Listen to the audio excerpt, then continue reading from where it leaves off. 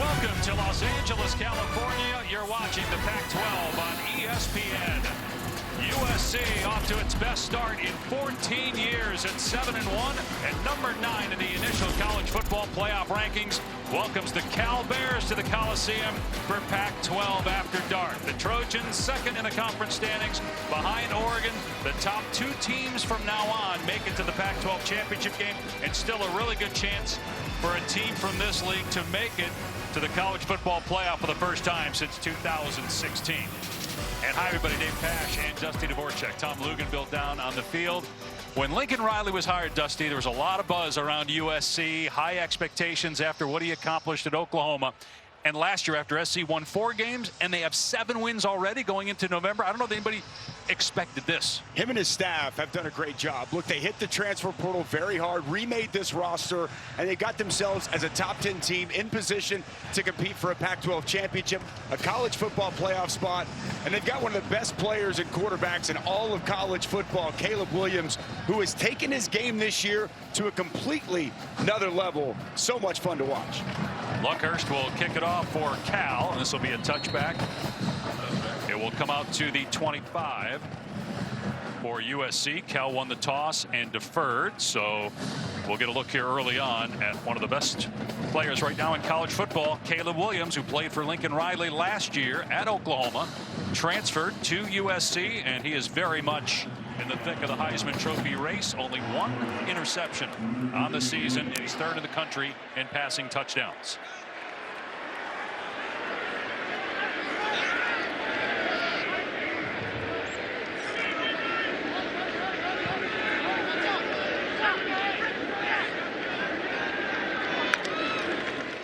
They're going to run the ball here on first down. Travis Dye, and Cal flies to the football.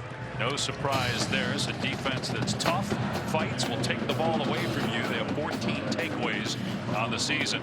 Justin Wilcox, head coach, he demands that. And you'll see a steady dose of Travis Dye, the Oregon transfer, here tonight. As much as we'll talk about Caleb Williams, so much of this offense is about their physical offensive line and their ability to run the football. After that 2-yard gain on first down, Williams to the air, dumping it off to Dye out of the backfield. One-on-one, gets around the defender and knocked out of bounds near the line to gain. They're going to spot him short by about 1.5 yards. He was chased down by Oladejo, so it brings up 3rd down. Yeah, Oladejo, just too much space right there. And a nice move in the open field by Travis Dye as he hits the sidelines. And a nice pickup on a simple swing pass. Big 3rd down here early on for Cal's defense, trying to stay in the game against a red-hot offense. Even in the 1 loss for USC, they put up 42 points. That was at Utah. USC been outstanding on 3rd down all season. They'll keep it on the ground, and they do get a first down with Dye straight ahead to move the stick. Let's check in with Tom down on the field. Well, guys, you referenced the transfer portal, and Caleb Williams, Jordan Addison, of course, Mario Williams, a few of which won't have the services here tonight due to injury. But it's been said that you can't wave a magic wand and all of a sudden fix the roster overnight. With the transfer portal, that's not so true. So this 7-1 record is attributed in many ways to making good choices in the transfer portal, but I don't think it's a long-term fix for SC. I could see them doing this with the high school ranks and a blend of transfer portal guys going forward. And the intended target there was Taj Washington. We're going to see more of Washington, who's a transfer from Memphis, and Kyle Ford today, because 2 of the guys that Tom talked about there, Mario Williams and Jordan Addison, are out due to injury for the 2nd straight game. I think Tom is so right, though. Forever, we've heard that phrase, well, new coach comes in, you can't wave a magic wand. It's a new world. It's a new day in college football. With the transfer portal, you can see turnarounds like we've seen at USC this season. 2nd down and 10 for the Trojans. Williams in trouble, and he's a very good athlete. There he goes at the 40-yard line, and he started the slide at the 41, so it's a 4-yard gain. It'll bring up 3rd down and 6. USC in the top 15 in a number of categories. We already showed you 2nd on 3rd down. They're 8th in the nation in scoring at 41 points per game under Lincoln Riley. There's a lot of great traits about Caleb Williams, but his escapability when the pocket collapses to keep plays alive, the creativity, absolutely off the charts. And you can't just dedicate defenders to come to him because he keeps his eyes down the field. Such a dangerous weapon when he gets on the move. They go empty here, shifting the true freshman Raleek Brown out of the backfield, wide to the top of your screen on 3rd down. Williams from the pocket, fires over the middle, through the hands of the intended target, incomplete. Terrell Bynum couldn't pull it in, and it's 4th down, and USC will punt the ball. But Caleb Williams trying to fit that in a very tight window. Oladejo, the linebacker, had the underneath coverage. Could have definitely been caught by Bynum. Ball goes right between his hands. That is a tight window throw, and a great stop for Justin Wilcox's defense here on the opening possession. So Andy Sleep Dalton will punt it away. Jeremiah Hunter is back for Cal off the side of the foot of the punter, but it takes a USC bounce right to Hunter, and he's wrapped up around the 24-yard line by Kyron Hudson. Back to SC in a moment.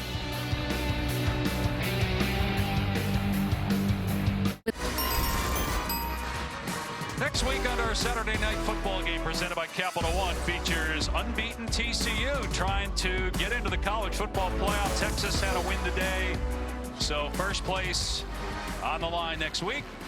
Meanwhile, USC has struggled on the defensive end the last 2 games, giving up 80 points. They did beat Utah, but won a shootout with Arizona. And they have to punt on their first offensive series, so their defense is out there. They have lived off of others' mistakes, and that's one thing Cal does not do. Only 6 turnovers on the year by the Bears. They're going to run the ball in a huge hole on 1st down. The true freshman near midfield. So that's a gain of 24 yards on the first play from scrimmage. Well, this is one of the biggest keys to this ball game. Getting it to the true freshman, Jaden Ott. Jumps off the page. This guy is quick, explosive, tough to tackle. Here's a pass play. Plummer, the quarterback, hitting J. Michael Sturdivant, and he's into USC territory. Plummer played 4 years at Purdue, then transferred to Cal. He's from Gilbert, Arizona. This is his 21st career start. When he's got time, he is very accurate with the football. Big arm, but when he puts pressure and has to move, he struggles. Off play action. Here's a throw down the seam, and it's pulled in inside the 20-yard line by Jeremiah Hunter. But Cal came to play. That's a gain of 39. Well, how about this offense? It's been so slow to start this season. Good protection, clean pocket, steps into the throw, an absolute dime, back shoulder as he hits Hunter down the field. Excellent start here for this Cal offense. Only scored 24 points this entire season in the first quarter. Big point of emphasis for offensive coordinator Bill Musgrave. And they've lost 4 games in a row, including an overtime at Colorado. And another huge running lane for Ott. Down to the 10 for a gain of 8 yards for the true freshman, who's 4th in the conference in rushing yards per game, and a little tempo right now by the Bears. Well, it's good push up front by this Cal offensive line. Off the left side, Braden Rome. Here's Ott again, and a nice cutback. Makes the defender miss and is into the end zone for a touchdown. What a run by the true freshman, Jaden Ott.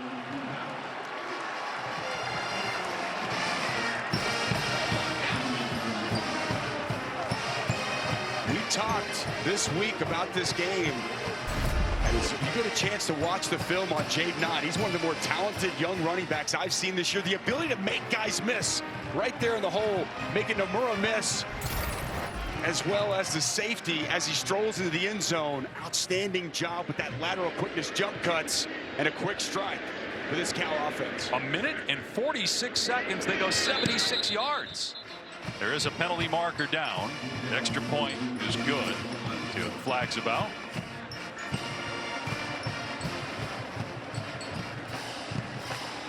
Tell you one thing, Dusty. Illegal snap. Offense number 35. 5-yard penalty. The try will be from the 8-yard line. All right, go ahead, Tom. Yeah, the sense of urgency that we saw. Number 45. The sense of urgency that we saw from Cal on that drive is something that has been sorely lacking. I think just getting the ball out of his hand, quick to the line of scrimmage. They just look different in terms of how they're carrying themselves. Justin Wilcox now in his 6th year, 2 bowl games as the head coach at Cal, was an assistant here at USC 2014 and 15. And it's 7-0 Bears over the number 9 team in the country. Well, Justin Wilcox wanted a response from his football team. The defense gets a stop, but it's the true freshman Jay Knott making people miss and getting in the end zone.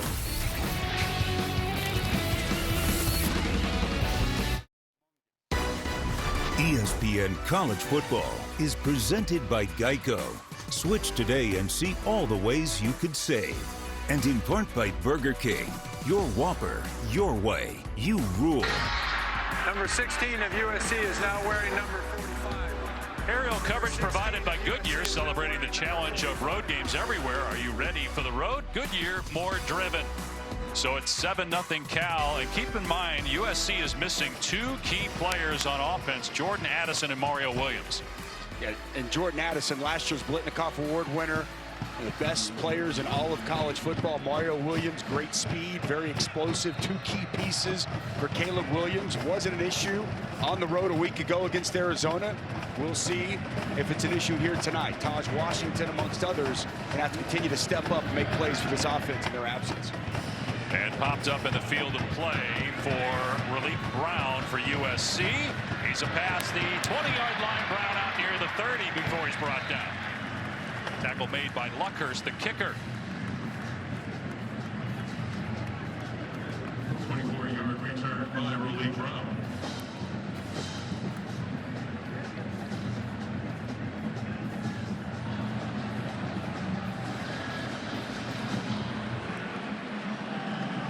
Relief Brown stays in the game at running back. Caleb Williams, an incomplete pass on 3rd down, trying to hit Terrell Bynum on that first drive. Went through Bynum's hands. USC had to punt. Cal went right down the field and scored. And now the second possession offensively for Williams. They go empty, and a quick throw here. It's complete, and a first down for Taj Washington. And a gain of 12, and now they can get going with their tempo. Well, he's an excellent player for this offense. You'll see him lined up all over in the slot, in the backfield. They move him all over the place. Dynamic athlete, and really a nice piece to this offense. Williams to the air again, has a completion out past the 45-yard line to Bynum. Gain of 6. A little soft coverage here by Cal. Balls coming out quick from Caleb Williams. A couple of easy completions as USC quickly nearing midfield. Cal's going to do that. They're going to play back and keep everything in front of them and make this USC offense earn it all night.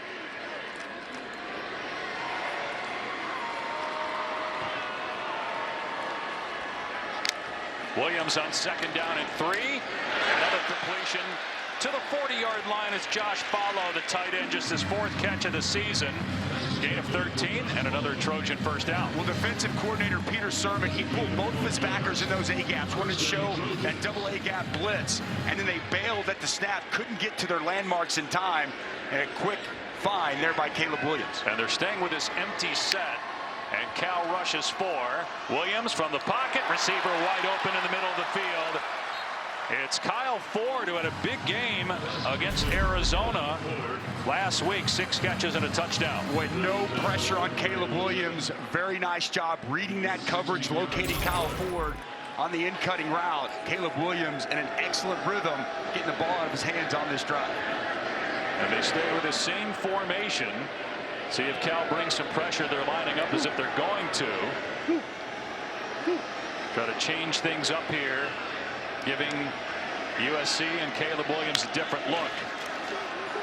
And Williams gets that pass away, and it's off the mark. Incomplete. He was going for Michael Jackson and Daniel Scott.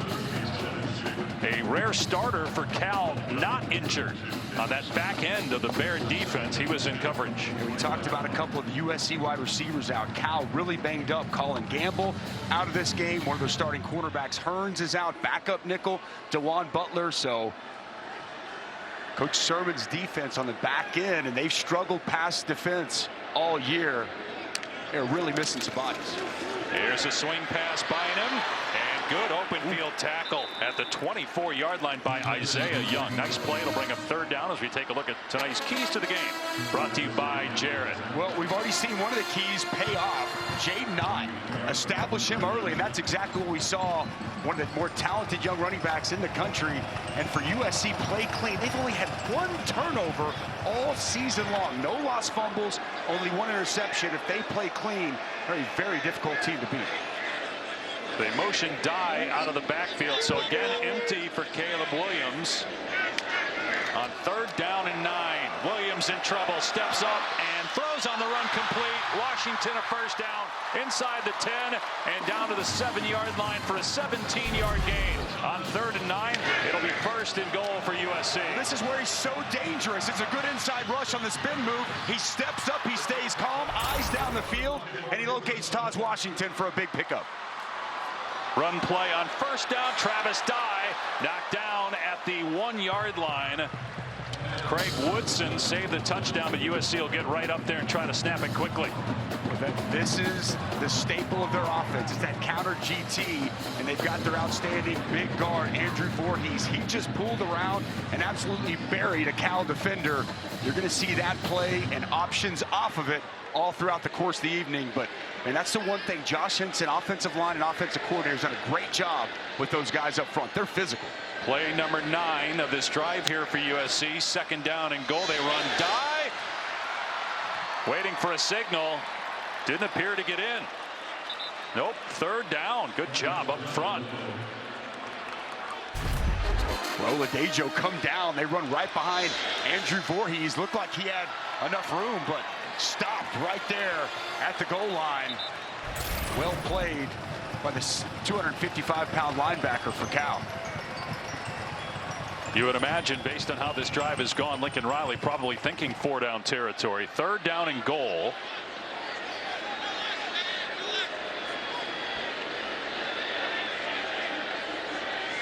Williams looking to the sideline. And back under center. Quarterback sneak. And it looks like Williams is in. Yep, touchdown. USC. That's the 4th on the season for Caleb Williams.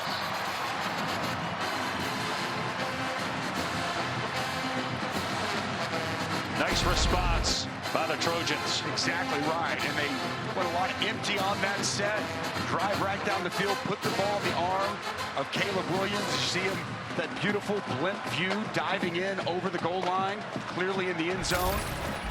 Excellent response after that quick Cal strike. 10 plays, 72 yards, and they have trouble with the snap. That's a free ball, and Cal has a chance to pick that up and run for 2 points. They pitch it at the last second. Daniel Scott, and he's tackled at the 37-yard line. Heads up play by Isaiah Young to pitch it to Daniel Scott. If he would have scored, that would have been 2 points for Cal. As it is, 7-6. Cal keeps the lead after the high snap from the long snapper Jack Casasante.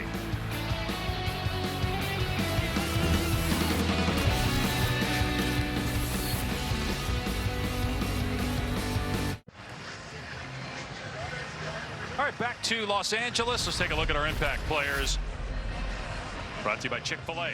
Jaden Knott, we've talked a lot about him. Defensively, Jackson Sermon, best player on this defense, son of the defensive coordinator, Peter Sermon. He's going to have to tackle well. Travis Dye, veteran, key piece of this offense, and then the best defensive player for USC, Tuli Belotu, just been outstanding this year. Well Pass done. rushing. You would practice in that all day. Tackles for loss. Nailed it on the first try. Got to, Dave. I heard him mouthing it under his breath. 3 times, Tom. Ashton Hayes on the return for Cal, and he stood up at the 20-yard line. They'll blow it dead there.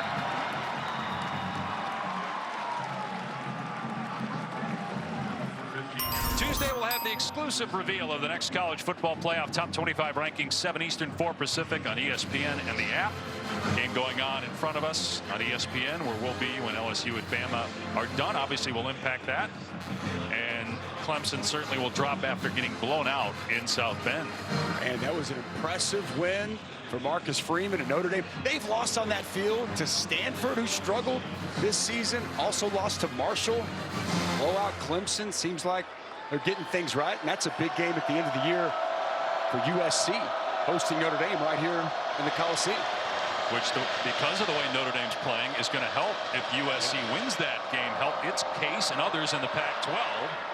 As Plummer flips it downfield, what a throw. A strike to Monroe Young out to the 41-yard line. That was a beautiful toss. And a gain of 22. Play action, move the pocket to his left. And Jack Plummer in rhythm with an absolute strike down the field. What a start here for this Cal offense. And I like the game plan, Tom. Quick game, move the pocket. They don't protect in traditional drop back pass. Yeah, great job moving the pocket, changing the long point, keeping SC on their heels defensively. Here's Jaden Ott, and this is the first time really they've been able to bottle him up. Maybe a half yard. Bryson Shaw on the tackle for USC, which has 8 new starters on defense. Given up 80 points the last 2 games and a touchdown to the Bears on the opening possession tonight. Shaw's been playing more consistent, really good as a blitzer, and Shane Lee on that tackle as well. Been a big pickup from Alabama at linebacker. Plummer off play action, throws into double coverage, just dumping it off. Incomplete.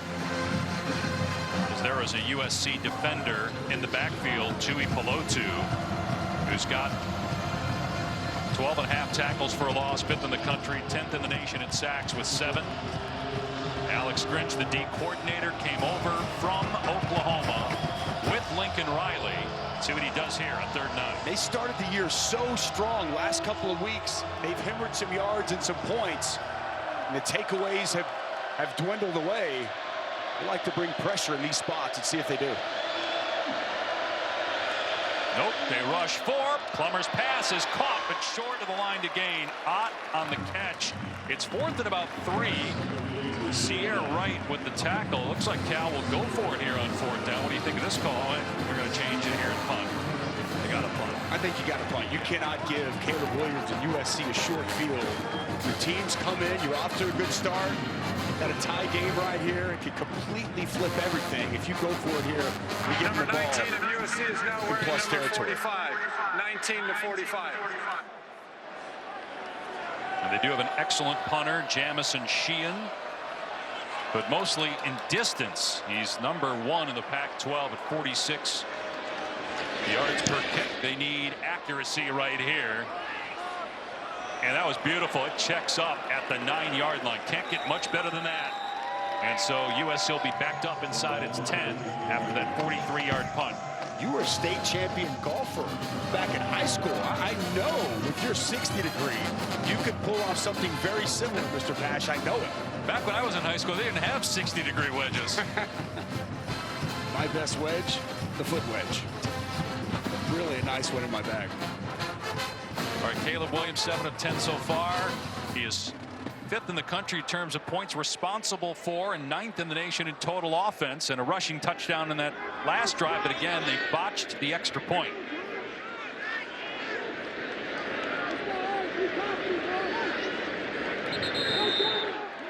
And movement by USC, that'll back them up. False inside start. the 5. Offense, number 76. Half the distance to the goal. Still 1st down.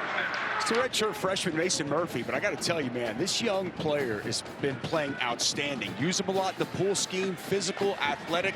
Lincoln Riley was raving about how much he's improved so far this year. Started at right tackle last week before he's out. Now he's starting at left tackle here tonight. So 1st and 14 after the penalty, and Williams lined up in the end zone. Going to hand it off to Dye with some room across the 10, and he stumbled.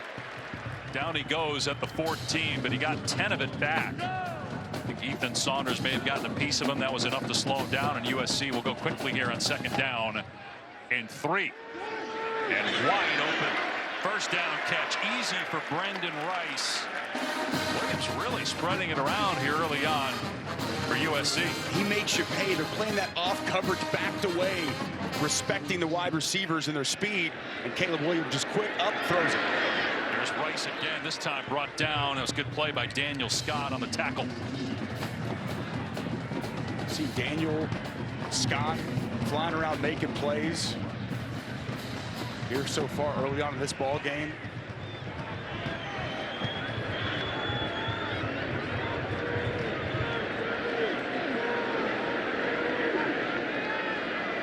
LSU has just knocked off Alabama going for 2 in overtime. They're going to review that as Williams fires complete. Another strike, this one to Washington out near midfield, gain of 15. Well, his accuracy is improved so much. I think his ability to read defenses, see the field, zone coverages gave Caleb Williams issues a year ago. And whether you play man, you play zone, he can carve you up. Excellent location on that pass from the talented sophomore quarterback. Well, and he can anticipate too, Dustin. I mean, the ball's out so fast, it's impossible to rush him. Isn't that, I mean, that's all part of understanding the coverage, right, and reading it, knowing exactly what you're getting in the route combination and what's going to come open. Williams again to the air. This is his 14th pass already, and this one in the dirt, and he had Raleek Brown streaking down the middle of the field. It'll be second down, just outside 2 minutes to go here in the opening quarter. That's a matchup we might see Lincoln Riley come back to. He had a speedy, talented Raleek Brown on an angle route, matched up on a linebacker, 48, Oren Patu. That ball, that was one of the few misfires we've seen so far from Caleb Williams. If he puts that on his chest, I don't know if anybody's catching Raleek Brown. 5'8", 185 versus 6'4", 235 is not the ideal matchup for Cal. Williams climbing the pocket, now taking off, gets outside the pocket and then tracked down and sacked. Oren Patu gets him at the 47-yard line, so it's going to bring up third down and long. I love the effort from the backside by Patu. Just tracks down Caleb Williams as he continues to look down the field. All-out effort as he grabs the ankles and gets the sack. Nice play by the outside linebacker. USC's been able to pick up the third and long a bunch already. Can Cal's defense get off the field? Williams from the pocket throws a deep ball, taking a shot, and it's incomplete. It's going for Ford. Good coverage by Tyson McWilliams in that banged up secondary. And so USC will have to punt for the second time in just the 20th all season. Well, Kyle Ford tries a little double move, a little stutter and go. And good by McWilliams not to bite. Stays in great position, runs stride for stride. And when that ball comes up, it's right there and disrupts the ability of Ford to go up and get that catch. Really well done by Tyson McWilliams. Typically third on the depth chart at corner, but he's going to have to play a big role here tonight against these ST receivers. Sleep Dalton will try to pin Cal inside the 10-yard line. Hunter is there. And he fields it at the 8. Did not call for a fair catch, and that was the smart move. Tripped up around the 18. Kick off your Sunday with NFL Countdown at 10 a.m. Eastern on ESPN. Chris Berman going one-on-one with Josh Allen as part of that coverage. And then don't forget Monday Night Football. How about the Saints? They're only a game out of first because of how poor the NFC South has been this year. Atlanta's in first in that division, so that's big for New Orleans, and Baltimore's in first in the AFC North at 5-3. 8 Eastern, 5 Pacific, ESPN, ESPN Deportes, and the app. Meanwhile, Tyson McWilliams, who just made a good play on third down, is shaken up for Cal after the punt return. Mentioned that Ravens-Saints game. How about Roquan Smith being added to that defense? Boy, the trade deadline, the NFL, it was fast and furious. A lot of big deals being made. A lot of teams in contention, jockeying for position. It was fun to watch that all go down last week. It's like NFL teams are tanking for Wembanyama.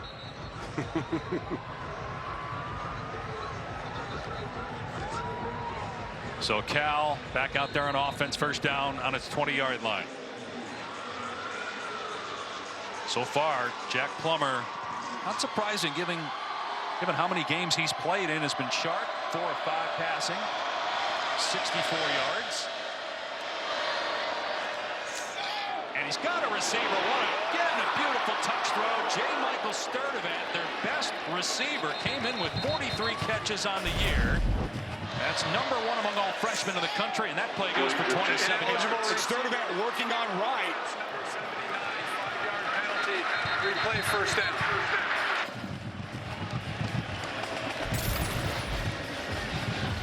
So a penalty was called there.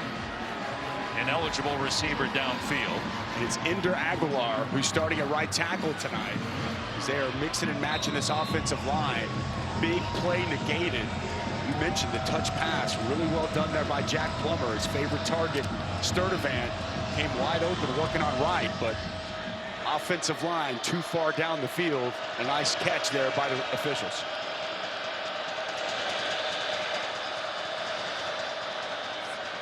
Jaden Ott on 1st and 15, hog-tied in the backfield.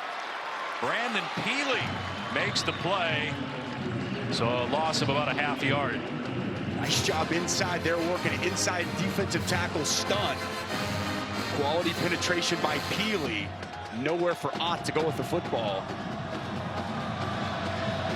Going empty here again.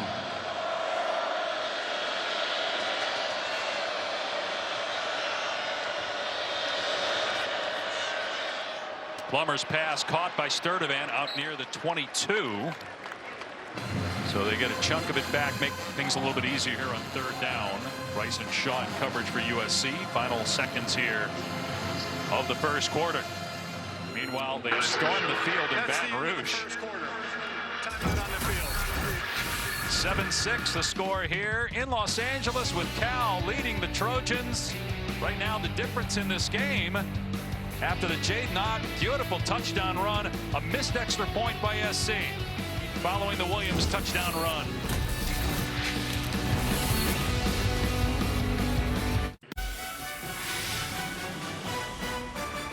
ESPN College Football is presented by Geico. What an incredible finish in Baton Rouge. Meanwhile, here in Los Angeles, a very interesting 1st quarter. Could we have another top 10 upset tonight? Cal leads USC 7-6, a botched extra point by the Trojans. Lincoln Riley so far, given that USC won 4 games last year, already 7-1. First time since 2008, showing that he's worth the money. And offensively, we can see why USC is so good. First, Jaden Ott, a touchdown run for Cal on the opening possession for the Bears, but then Caleb Williams, who's very much in the Heisman Trophy discussion, he started to get going, a touchdown run, but the botched extra point, and it's 7-6 as we start the 2nd quarter. Yeah, we saw USC on that touchdown drive go a lot of empty, start picking on this Cal pass defense that's really struggled so far this year. But give Justin Wilcox and his football team a lot of credit. 3 possessions for USC in that 1st quarter. They've forced 2 punts, and they've really struggled when you go back to the Oregon game, the Washington game the last couple of weeks. And you could tell talking with him this week, man, he wanted a response from his team. He wanted his team to show up and play inspired. And here through 1 quarter, that's exactly what they've done. And Dusty, through 1 quarter as well, they haven't given up any explosives. Jack Plummer is the Cal quarterback, a Purdue transfer, 4 years there. This is his 21st career start. Going to dump it off to DeCarlos Brooks out of the backfield. And USC's defense flies to the ball. They mark Brooks down at about the 29. So it's going to be 4th down, and they will have to punt the ball. Shane Lee was there first. This USC defense has been living off of other people's mistakes. They're in the top 5 nationally in interceptions and defensive touchdowns. Because you look at the last 2 games, they've given up 1,000 yards and 80 points. They did beat Arizona, but lost to Utah by 1. A lot of missed tackles, missed assignments. Alex Grinch trying to get everything cleaned up. It was a great start to the season. They won that Oregon State game with defense. And it struggled here as of late. Well, there's some contact with the punter, but no flag. And now Michael Jackson with a nice return past the 40-yard line. All right, let's go to the studio and check in with Matt Berry. And we touched on it, Matt, what that could mean for USC. Obviously, what it means for LSU, a 2-loss team. Very much in the college football playoff discussion. We haven't had that yet. We have not had a 2-loss team in the college football playoff. We had not had a group of 5 team until last year with Cincinnati. They run Austin Jones here out to the 47 with Georgia throttling Tennessee. That's good for Oregon, a team that was the only loss for Oregon. We'll see where they move up. TCU's unbeaten. We'll see how far the Horned Frogs climb after their win today over Texas Tech. Going to be fascinating to see exactly how this unfolds. And this is just the first Saturday of November. Boy, we remember November, and there's going to be some moving and shaking after this night come Tuesday.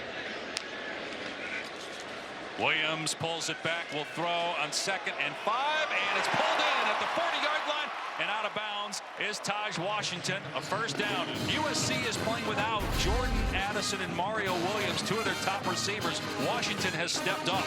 With no pressure on Caleb Williams. Nice clean pocket, plenty of time to survey the land. Daniel Scott, the safety, tries to undercut the route, and he can't keep up with Taj Washington. Nice strike once again from Caleb Williams. Williams going to throw it away here. Some confusion. He and Austin Jones, the running back. Williams kept it. Jones thought that he was going to hand it off to him. And Kyron Hudson, they say, was in the area on the throwaway. So 2nd down and 10. USC 7-1. They're number 9 in the college football playoff rankings, the highest since they were 8th back in 2017. Cal comes in with a record of 3-5 and 4 straight losses, but this is a Bears team under Justin Wilcox that fights hard. They're very well coached. Empty again, and they're spreading this Cal defense out and just letting Caleb Williams go to work. Williams so far, this is his 18th pass attempt. He hits Bynum, who then gets hit hard and down by Craig Woodson at the 33. So only a gain of about 5. It'll bring up 3rd and 5. We touched on Oregon, currently in 1st. Again, that loss was against Georgia, week 1. Utah won tonight, so 5-1, same record as USC. And a reminder for everybody out there, no more divisions. Best 2 teams in the Pac-12. They can of 19 and a first down. Offside in the neutral zone is a snap defense. The penalties decline. The result of the play is a first down. That was Xavier Carlton, who was offside. They take advantage of the free play, and now a chance to go in front here for the first time tonight. prime spot to go for it there. When you got a quarterback like Caleb Williams, a no-brainer for Lincoln Riley, and a big conversion on 4th. Already 20 passes for Caleb Williams in this game. Bouncing it to the outside is Travis Dye, heading for the end zone. Touchdown, USC.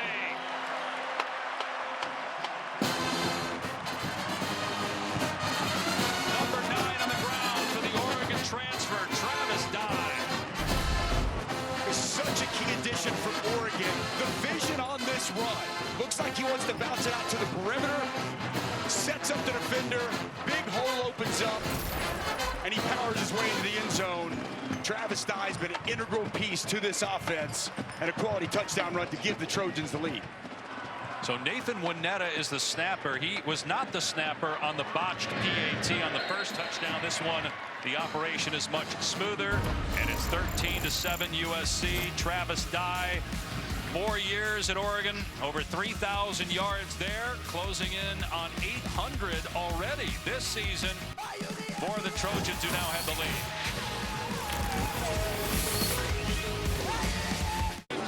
Student sections across the country are competing to be the Litmos Student Section of the Year all season long.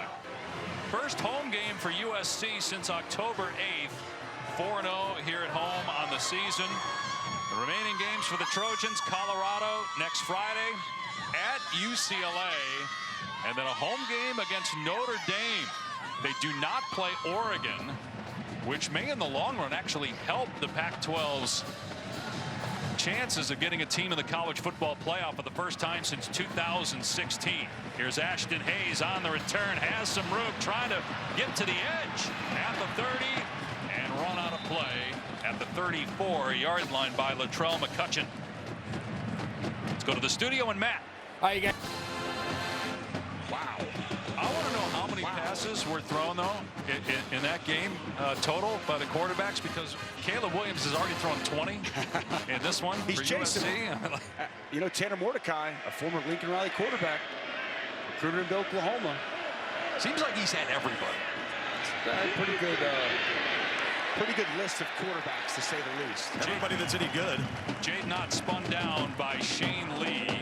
Of course, the 3 consecutive Heisman Trophy finalists with 2 winners in Baker Mayfield and Kyler Murray, and Jalen Hurts, who right now has the Philadelphia Eagles undefeated.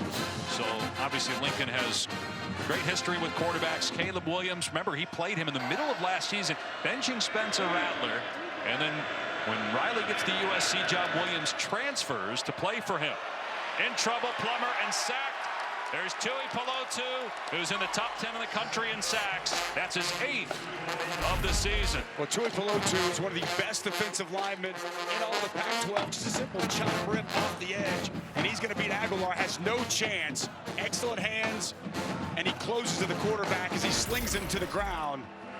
Gonna have to get him blocked. And when they go traditional drop back, man, the edges really struggle for this Cal offensive line. And getting behind the sticks, this is a problematic spot for this Cal offense. I'd expect some kind of quick, they may even screen here just to get the ball out. They're going empty, though, for Plummer. 3rd down and 19. And it's a quick throw to Ott out in space. Tracked down at the 28-yard line. Kalen Bullock was there first for USC. 4th down. The one thing I'll say, Alex Grinch has got to be happy here early. This Trojans defense is flying around, flocking to the football, and going all the way back to Washington State, where I first called one of his games. One of his staples is effort to the football. He demands it, and so far his defense, and they've played hard all season, but they are flying around, and they're rallying to the football here early on in this ballgame. Jamison Sheehan, who is in the top 10 nationally in terms of punt average. See if he launches one here. Michael Jackson is deep for USC. And Jackson right along the sideline. He'll mark the football at the 30-yard line. A 42-yard punt, no return. Brought to you by Burger King. And it's Caleb Williams here so far. The pocket mobility, man. You pressure him, moves around so well, under control, eyes down the field, finding targets. And how about the recognition of what he sees from the coverage? You play soft on him, he's going to make you pay. And he's always going to have the opportunity to make you pay with his legs. We're still early on in this game, but man, Caleb Williams already with a big imprint on this one, Dave. 28 total touchdowns for Caleb Williams. 24 through the air, which is 3rd in the country, and now 4 on the ground. And we'll show you a little bit later what some of the Heisman Trophy candidates in other places did today. But Caleb Williams, before he even took a snap tonight, I think started to climb in a lot of people's minds. Struggles from Hendon Hooker. Stroud today in a cold, windy Northwestern atmosphere. Caleb Williams here on a beautiful evening with a chance to have a big night. Thrown to 9 different receivers, 20 total passes. They run the ball here. Raleek Brown able to break a tackle and out of bounds at the 36-yard line. The true freshman Raleek Brown came in with just 22 carries on the season, but they're feeding him, and he's been out there a lot now. It's only his 2nd carry, but they've thrown it to him once, and he's been out there a lot. More so a speed guy, but how about a little stiff arm? So a little power before he steps out of bounds. They're going 5 wide for a couple of drives, and Raleek Brown was out there in the perimeter several times. He backs up here trying to reverse field, in trouble, and finally knifed down by Oladejo at the 29-yard line. A loss of 8 on the play. Well, he needed a negative play, and Raleek Brown, they set a good firm edge, and he starts backtracking, trying to use that speed, but well defended down by the Cal defense. They need a stop right now to slow down this USC offense, and setting them up now in 3rd and long.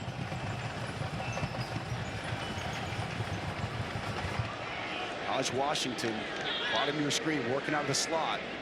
And again, you see Brown in motion to the bottom of your screen. You talked about him being a dangerous receiver. You get Oladejo way out on him. Williams to throw, in trouble, backing up in the pocket still. Now he escapes and throws on the run, and a diving attempt, and it's incomplete. He was trying to hit Taj Washington, so it's 4th down, and Cal forces a punt. Well, Peter Sermon, defensive coordinator for Cal, has got to be happy. Good coverage once again down the field, just a 4-man rush. Did a pretty good job getting pressure, getting Caleb Williams off his spot, keeps his eyes down the field, but nothing comes open. Another stop for this Cal defense. That was Oren Patu. We saw him in the backfield earlier. He was able to sneak past Mason Murphy for USC. Hunter lets that one bounce at the 35 and has it at the 30. So not a great punt there, just a 41-yarder. Midway through the second quarter, USC by 6.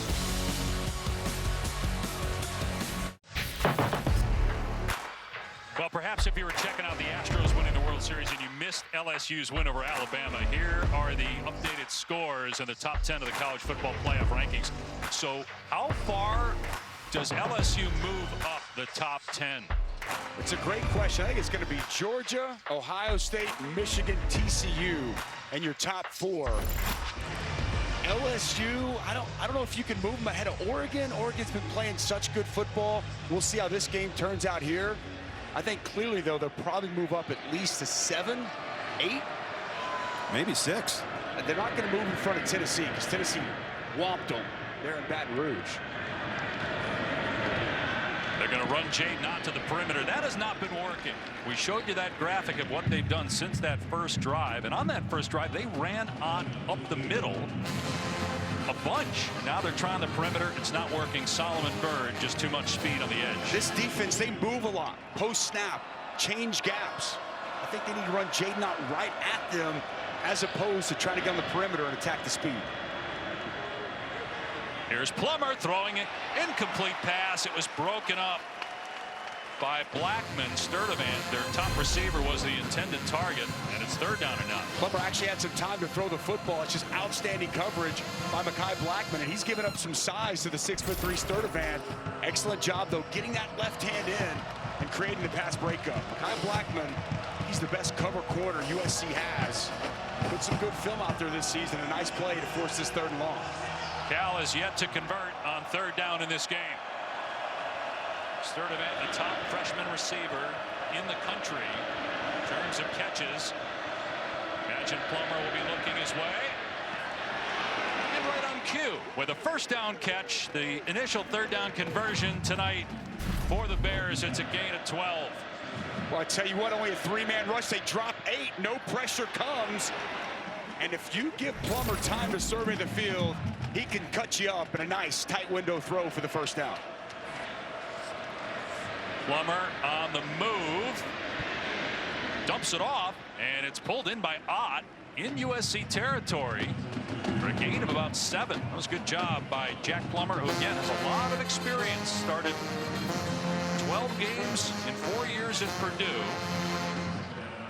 Started the first 9 games this season for the Bears. I like Jaden out there looking at his quarterback, understanding, working back, and giving him a prime target on the sideline. I think we're going to be talking about Ott for a couple of years. He had no shot there. He just got face planted by Max Williams, but he didn't see that touchdown run he had. We'll probably show it to you a little bit later. He made several SC defenders miss, but a loss on that play back into Cal territory. So 3rd down at about 4. See Alex Grinch getting aggressive, bringing his safety Max Williams up at the line and Tuipulotu on the backside. Big 3rd down here for this Cal offense. Sturdivant's been the go-to guy in these spots this season. Just completed a pass to Sturdivant on 3rd down, and this time it's Jeremiah Hunter able to hold on to it at the 45-yard. Average guard can't bend those knees and stay with him. It's Bobby Conti, the true freshman right guard. He's a big man, 6'3", 335, but don't like to bend as much. It's a really good job with that interior penetration, forcing the holding call. They can't get behind the chains. They need to be staying on schedule. Plummer from the pocket and almost intercepted at the 40-yard line. Unable to hang on to it was Sierra Wright, who's a really good player. He's got an interception this year, redshirt freshman from here in Los Angeles, who in his spare time is an actor. In fact, he played LeBron James's son in Space Jam. He's in LA, man. Why not? Off season, pick up some acting gigs. Apparently there's a pretty good film school here too. Nice play there on 1st down. You know, it's interesting. We thought for Cal we might see Kai Milner some backup quarterback. Even though the coach has said it's Jack Plummer's job, he's our guy. Milner came in relief of Plummer last week, played well down the stretch against Oregon. As Sturdivant makes the catch here, run out of bounds in USC territory after a gain of about 7 by Blackman. We'll see if Milner comes in at some point, just because it's not necessarily Plummer playing well or playing poorly. It's more about can they protect Plummer, because Milner gives him a chance running the football from that quarterback spot. He was great in the final 2 possessions against Oregon. Kind of garbage time, but he stepped in, showed some mobility, made some plays, brings a different element at the quarterback spot. Plummer did get off to a good start in this game. We'll see what he does here on 3rd down and 13. And they protect. And he's in trouble, leaving the pocket, looking downfield. Nice pump fake. Can still throw it and does for a 1st down to Jaden Ott down to the 30-yard line.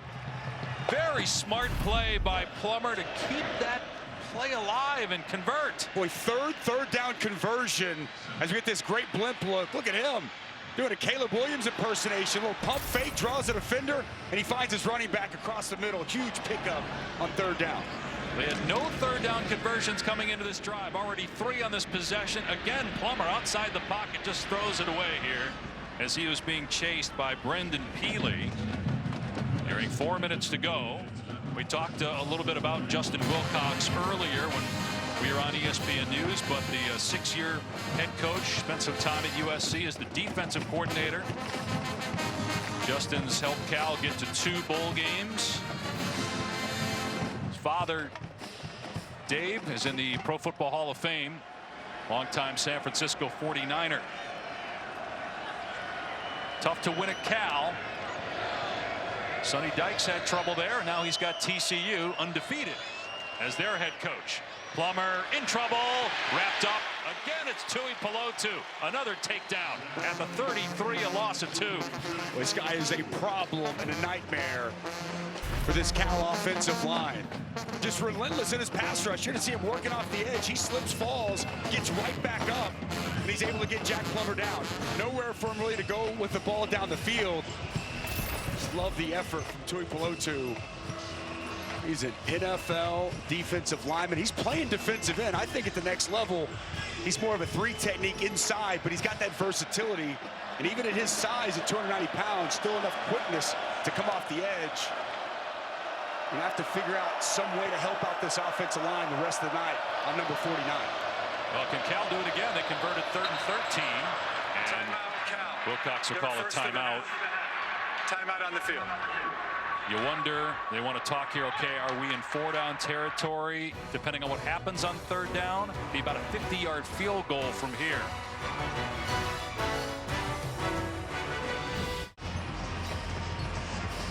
Aerial coverage provided by Goodyear, road tested and game ready. Are you ready for the road? Goodyear, more driven. Welcome back to ESPN College Football, presented by Geico. Dave Pasch, Dusty Dvorak, Tom Luginbill in Los Angeles. USC ranked 9th in the country, 1 loss on the season, leading Cal 13-7. The Bears have a 3rd down and 12 from the 33 of USC. That Plummer sees something he likes. He's checking at the line. Sturdivant up top, single coverage. Plummer instead over the middle, and the catch is made right at the line to gain by Maven Anderson.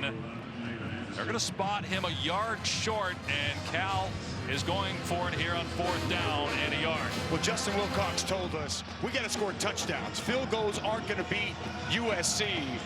And if they can convert here and get 6 on the board before half, man, what momentum that would be. It's 4th and 2 based on the spot. Brooks is the tailback, not Jaden Ott. Why would you not have your best player on the field here? Maybe they call timeout. Completely with you. They have 2. Let's see if they use it here. The play clock down to 5. They're going to back off here and use that timeout. This also maybe Prior to delay a game, timeout was called. Timeout, Cal. They're 2nd and a half. 30 seconds. So let's go back to Matt Berry while we have a moment. Hey guys, coming up on the halftime report brought to you by College Football Final. LSU in a classic tonight against Alabama. Cannot wait to show all of those highlights. Plus Clemson, they went on the road to Notre Dame and got beat. It was one of the biggest arguments in college football playoff rankings. And Georgia did what they needed to do at home against Tennessee. Dan Mullen, Joey Galloway join me coming up at the half. All those crazy games, yet Matt's hair stays perfect. Are you like living in my head? I was just going to say, is there a better quaff? If Cal brings Ott into the game for 4th down. So it would be about a 38-yard field goal. And I understand what Justin Wilcox said to us on the phone. But do you get the sense that maybe the way this game has gone, that maybe 3 here isn't such a bad idea? I think the mindset for him in this game coming in, we've got to score points. If we're going to beat USC, we're going to take down Caleb Williams, understanding what he brings to the table and the stress he puts on you defensively. I think he's going to stay true to his word. I understand what you're saying. This has been a great drive, lengthy, shoot up a lot of this clock here, just like they want to convert on third downs to put them in the spot. But I think the mindset stays the same. They got to go in, be aggressive, and try to attack USC if they're going to come in here and get a win. No, Dusty, I'm curious, though, with them getting the ball coming out of the third quarter, coming out of halftime to start the third quarter, that maybe you do take the 3 here. Their kicker, Dario, Longhetto, has missed 5, though. He's 9 of 14. He struggled a little bit with accuracy as long as 42. He did make a 54-yarder a few years ago. Again, it would be about a 40-yarder from here, but Jade not in the game, guys. They're going empty here.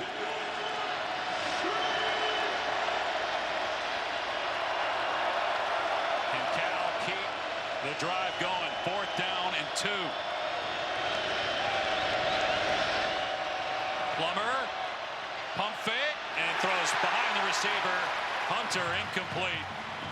And USC takes over on downs. Good stand by the Trojan defense there after Cal put together a nice drive to get inside the 25. Well, it looked like he wanted to go to Sturdivant. Working inside. It's really well covered. Nice reroute there by Shane Lee. Good coverage down the field by USC. And boy, what looked like a very promising drive for Cal turns up empty. Well, no, Dusty, I just don't know if getting into empty is their game on a 4th and 2. That's just not Cal football. I'm surprised when Jade Knott wasn't breaking the huddle out there with that offense. Totally with you, Tom. As you guys said, though, the Sturdivant gets knocked off his feet. It looked like that's who Plummer was going to, and that seemed to change everything there. Was way off on that throw, so USC takes over. 2:17 to go and 3 timeouts and an empty set. Caleb Williams has been operating very well out of this formation. He dumps it off to Washington, and Washington is ripped to the ground at the 28-yard line. Good tackle that time by Jackson Sermon, who is the son of Peter Sermon, the defensive coordinator. Peter played in the NFL, played linebacker. Well, Jackson's been a great addition here to Cal. Tackles so well, makes all the calls. Spent 4 years at Washington before transferring to Cal, gain of 5. And we're inside 2 minutes to go now. Cal rushes 3. Everybody covered. Williams on the move. Throws to the sideline. And what a toss. Travis Dye, nice catch too, but man, that was a pinpoint throw by Caleb Williams to move the sticks. He's just patient, waiting to something come open, and as soon as Travis Dye just gets a little bit of space, it's a dart on the sidelines. A good strong hands by the running back completing that catch. It's the other aspect of his game, Tom. He's an excellent pass catcher for a running back. Yeah, especially along the sideline. Great awareness of where his feet are. Williams pump fake, steps up in the pocket. Again throws to the sideline, but that skips into Dye. Boy, they're saying that was caught. I thought it was incomplete. The ruling on the field is an incomplete pass. Yeah, that's skipped to him. So it'll be 2nd down, 1:33 to go. 3 timeouts left. Caleb Williams is now throwing 24 passes. 1:37, please, on the game clock. Not sure what the one official was looking at. So Williams 15 of 24.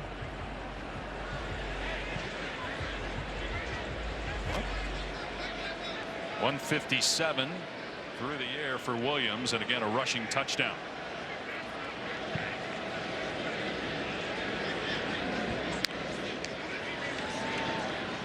And Williams pass a little hot to handle that time for Jackson. So now it's 3rd and 10 and a chance. Miles Jernigan getting some pressure that time in the face of Williams. A chance here for Cal to get a stop and get the offense back out there. And misfire there by Caleb Williams. Ball sells well wide of his intended target. Pretty good coverage over there by the true freshman Jeremiah Irby, who's got great length. I know Peter Sermon, the defensive coordinator, very excited about the outlook for his young cornerback who stepped in and really played well for this Cal defense. See Dye again there leaving the pocket. Williams not been very good on 3rd down so far, just 1 for 5. But there was a drop by Bynum on the opening possession on 3rd down. Pressure off the edge. Williams escapes again, and pass off the mark again. on third down trying to hit Kyle Ford. And so USC will punt. Oren Patu again in the backfield for Cal. He's been excellent. He's working on that redshirt freshman Mason Murphy. Just going to see speed and good bend off the edge. Really good hands there, and it got Caleb Williams uncomfortable enough. He does reset, and just another misfire. Back-to-back poor throws there by Caleb Williams. He had Ford open in the middle of the field, but a big stop by Cal. Sleep Dalton to punt. And the fair catch is made at the 30-yard line by Jeremiah Hunter.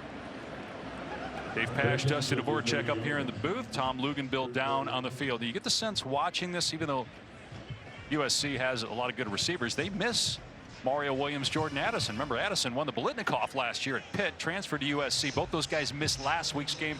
They didn't seem to need him, but it looks like in this game they could use him right now. Absolutely. I mean, the best receiver in college football, yeah, you could use him. He's such a tough cover, opens up so many things for this offense, and credit Cal's defense. They've showed up, they've come to play, playing a lot of guys back, a lot of zone coverage, making USC earn it, and they've come up with quite a few timely stops here throughout the course of this game, and they give their offense the ball back with an opportunity to take a lead here before half. If you're Justin Wilcox, you got to be fired up and excited about the way your team is showing up here tonight. Plummer going to work, gets hit as he throws a deep ball. It's overthrown and picked off by Bullock at the 40-yard line. That's the 14th interception of the season for USC. And if you're Cal, that's the one thing you can't have happen. At worst, you're going into the locker room down 6, and now you turn it over. USC's got a minute 12 to go and 3 timeouts. Well, watch Bullock just sitting there playing center field. He started down, he rocks to the middle of the field, just over the top. Excellent range coming in, getting a huge interception. I don't think Jack Plummer ever saw him. And boy, Kalen Bullock, if you don't know much about him, he's got great ball skills, can really run. You see how much ground he made up there, and a big takeaway here before halftime for this USC football team. Again, it goes back to what Coach Wilcox said. We're going to be aggressive. Yeah. Where you're thinking, okay, maybe you just run the ball and just be content down 6. Nope. They were aggressive, but it hurt them. And now Travis Dye running off the right side. Down to the 46. Lincoln Riley will call a timeout. 2 remaining for the Trojans. Cal led 7-0. It was a great first drive for the Bears, punctuated by a touchdown run from true freshman Jaden Ott, who had 274 yards and 3 scores in a game recently at Arizona. That's a true freshman making some sweet moves there. USC bounced back, though. They got to get Ott going in the second half of this football game, and you mentioned it.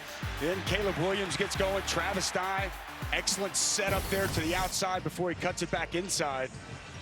Cal's come in, and they've given USC a real fight here in this first half. I think going into the second half, boy, Jaden Ott, just 5 rushes. This is a guy who in their biggest win this year against Arizona went for 274 and 3 touchdowns. I'm surprised we haven't seen him have a bigger role in this football game. And when they have decided to run, and particularly here in the second quarter, they've tried to go lateral. You referenced you're not going to do that with SC's athletes. They got to run downhill and play SC in a phone booth. Second down and 6 for USC. 2 timeouts remaining, just outside a minute to go. And Williams to throw off play action. Steps up in the pocket. Got a receiver. It's caught inside the 20 by Taj Washington. Knocked out of bounds inside the 10. Well, I like this route right here. They completely lose Taj Washington. It's just a shallow cross, and then he's going to get vertical along the sidelines, kind of like a wheel route. Nobody identifies him except the quarterback, Caleb Williams. An easy pitch and catch, and just like that, USC knocking on the door for a touchdown after that Cal interception. That's back-to-back games now for Washington, over 100 yards receiving. So with Addison and Williams out, Washington has been the go-to guy for Caleb Williams. First and goal from the 7. USC looking to add to its 6-point advantage. Williams to the end zone, and it's caught for a touchdown by Michael Jackson. They take advantage of the Cal mistake. That's something USC has done all season long. Turning turnovers into touchdowns. 14-7. And it's the counter GT, front side counter. Corner comes off. Now you got a receiver matched up on a safety. Michael Jackson, and the ball placement is spectacular. How about that arm angle, Dave? See where he threw that from? About from his hip. Just whipped it on a rope. Perfectly placed for a Trojan touchdown. First touchdown pass of the night for Williams, his 25th on the season.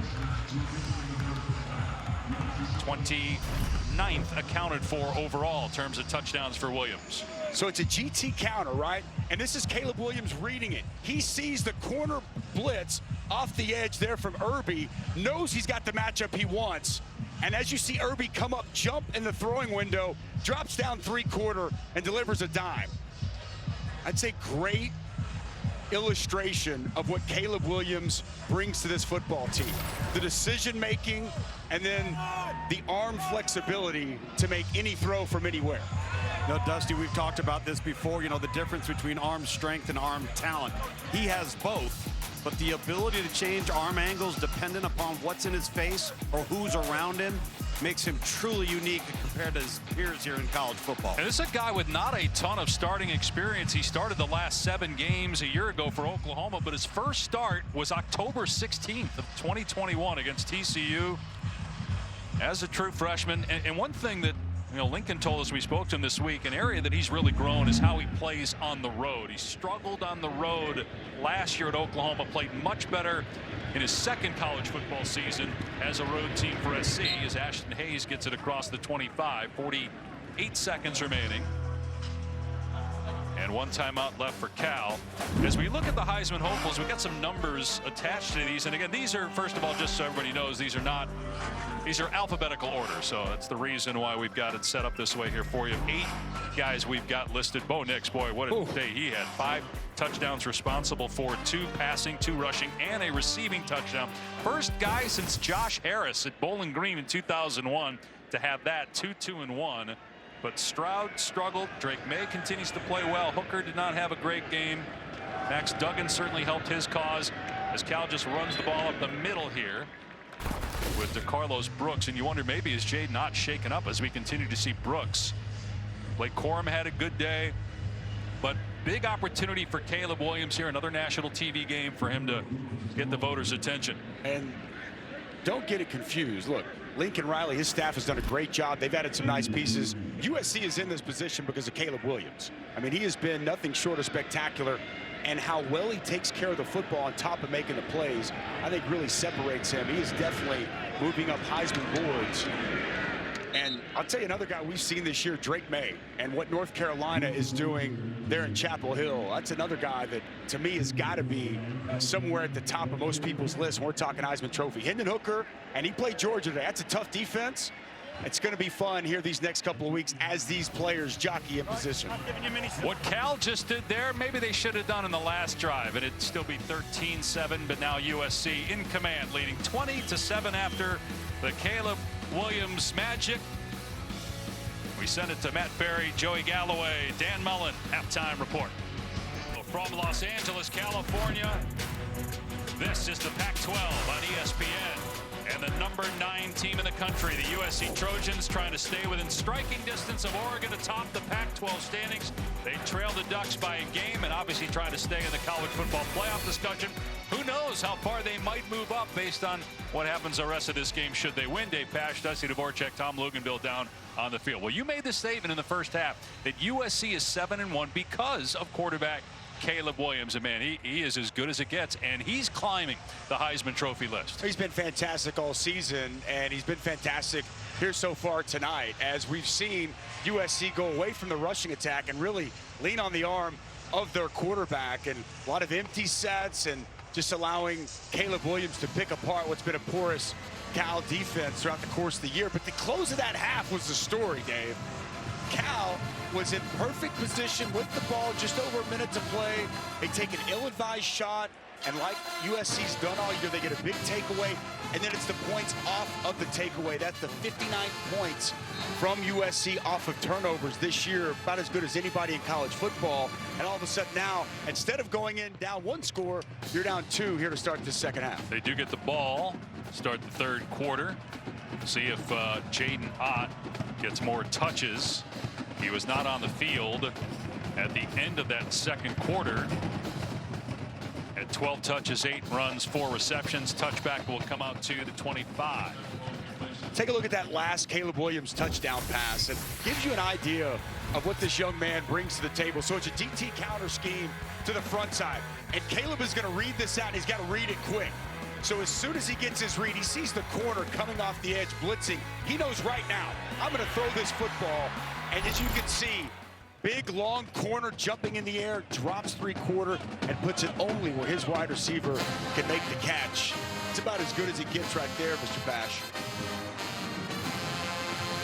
Now Jaden Ott back on the field, and he had a touchdown in the opening drive for Cal. They had a 7-0 lead, but 20 unanswered points by the Trojans. They stack the box here on first down, and Plummer to throw across the middle, and a catch out to the 30-yard line for Jeremiah Hunter. Let's go to Tom. Well, guys, a fiery Justin Wilcox coming out of the tunnel, not happy with his offense in any way, shape, or form. In fact, all he talked about was moving the football, scoring touchdowns. Field goals are not going to beat USC. And on the flip side, as we saw SC, Lincoln Riley just dinking and dunking because there aren't a lot of opportunities downfield, hoping to create some in this half. To the sideline it goes, and Sturdivant is close to a first down. Now, Caleb Williams threw the ball 28 times. In that first half, they ran the ball just 13 times, so 2-to-1 pass to run ratio. Sturdivant is short here for Cal, so 3rd down and 1. Jack Plummer now up to 21 pass attempts on the day. And Ott taken down short of the line to gain.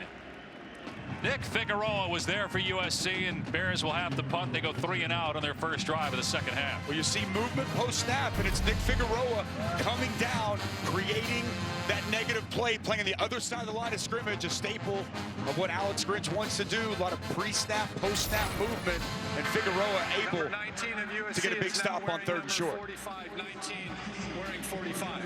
Sheehan is on to punt it again. It'll be his 4th punt of the game. Michael Jackson had a touchdown catch in the first half. At the end of that first half, we just showed you, he is deep. Fielded on the 25 by Jackson, and bottled up and brought down. USC only had 1 turnover all season. That was an interception by Caleb Williams back on October 1st against Arizona State. They have not lost a fumble yet.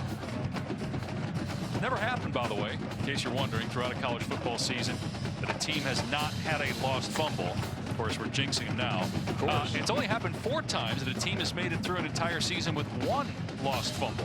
The broadcaster jinx. Yep. You're going to have a lot of USC fans very upset with you, Mr. Pash. Lincoln Riley's not sending you a Christmas card. They haven't even snapped the ball yet. You guys are predicting doom here now that we brought this up. You've done it, not us. Don't bring us into this. Hey, I heard the other night, I was watching the World Series as Travis Dye gets the carry for about 4 yards, and they were talking about the no-hitter while it was going on, and nothing happened. A team no-hitter. Congratulations, by the way, to the Astros, winning the 2nd World Series for them in the last 5 years. Big for Dusty Baker. Won one as a player, been trying to get one as a manager, so congrats to another Dusty from Dusty. You Dusties are tight. You all hang together. Not many of you. Dusty Bottoms. 3 amigos. Dusty Rhodes, of course. And a flag down, deep pass incomplete over the head of Bynum. Let's see what the penalty's about. I don't know if many people remember 3 Amigos. They should. Don't think it won any Academy Awards, but certainly Illegal excellent shift. film. Offense. 5-yard penalty. Replay 2nd down. So they take the penalty. Had they declined it, it would have been 3rd and 5. So it'll be 2nd and 10. Lincoln Riley, first year, 38 years old, went to 3 college football playoffs at Oklahoma, won 4 conference championships, and he's the first coach at Southern Cal to start 7-1 since John Robinson back in 1976. People thought because of the buzz and the history and success of Lincoln Riley that USC would be good. I don't think they thought they'd be this good this quickly, as Williams gets hammered at the 30-yard line by Oladejo. Was hired by Bob Stoops to be the offensive coordinator, was at East Carolina prior to that, and then took over for Stoops 2017. Had 3 outstanding quarterbacks, 2 Heisman Trophy winners. Jalen Hurts finished second. Caleb Williams certainly in the picture, literally, and also for the Heisman discussion as he continues to excel.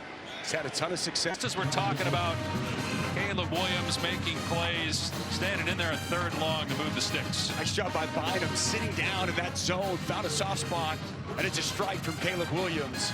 And a nice conversion on 3rd down. Dusty, I don't know if people realize how strong Caleb Williams' arm is. I mean, when you're down here on the field, and he can really unleash it. And we've seen him a few times, but I don't think I realized just how strong it was, even going back through high school.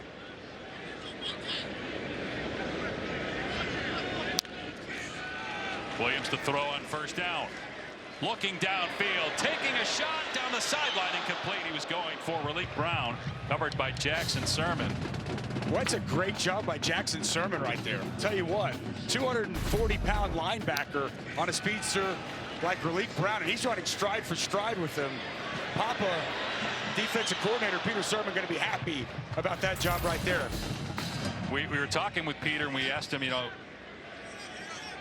how much further along is your son at this stage? Because Peter was a good NFL linebacker for a while, and he said, you know, my son's a lot smarter than I was at this stage. I made some mistakes. As Michael Jackson is loose and might be gone inside the 30, inside the 20. Jackson, touchdown, SC. And the Trojans starting to pull away.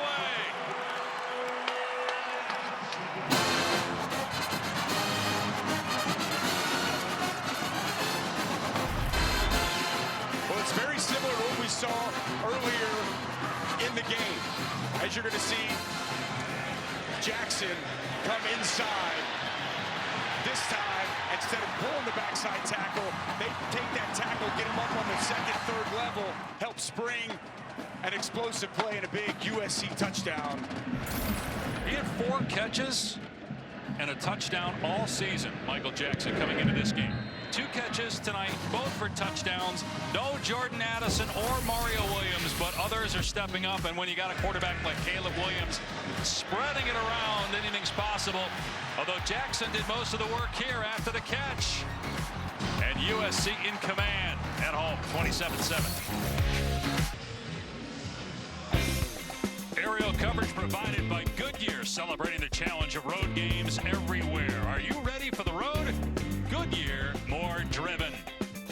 Back in Los Angeles at the Coliseum, where USC is a major story again in the city of LA. Just 4 wins a year ago, looking to double that mark and get win number 8 tonight behind the trusted arm of Caleb Williams, who's thrown 2 more touchdowns tonight, now 26 on the season. He's also run for a score, his 4th. He's accounted for 30 total touchdowns now on the season. Ashton Hayes, who's had some good returns for Cal, across the 25, trying to get the edge, and he's twirled to the turf at the 27-yard line. Micah Kroom. So take a look at this touchdown for Michael Jackson. This is the stress Lincoln Riley's offense puts on you, okay? It's that same GT counter, but this time they're going to throw the screen, and they're going to pull center guard tackle all the way out in front. 62 the center, Brett Nealon, and 76 the left tackle, Mason Murphy. Get all the way up into the 2nd and 3rd level, secure those blocks, and allow a great running lane for Michael Jackson to take it to the house.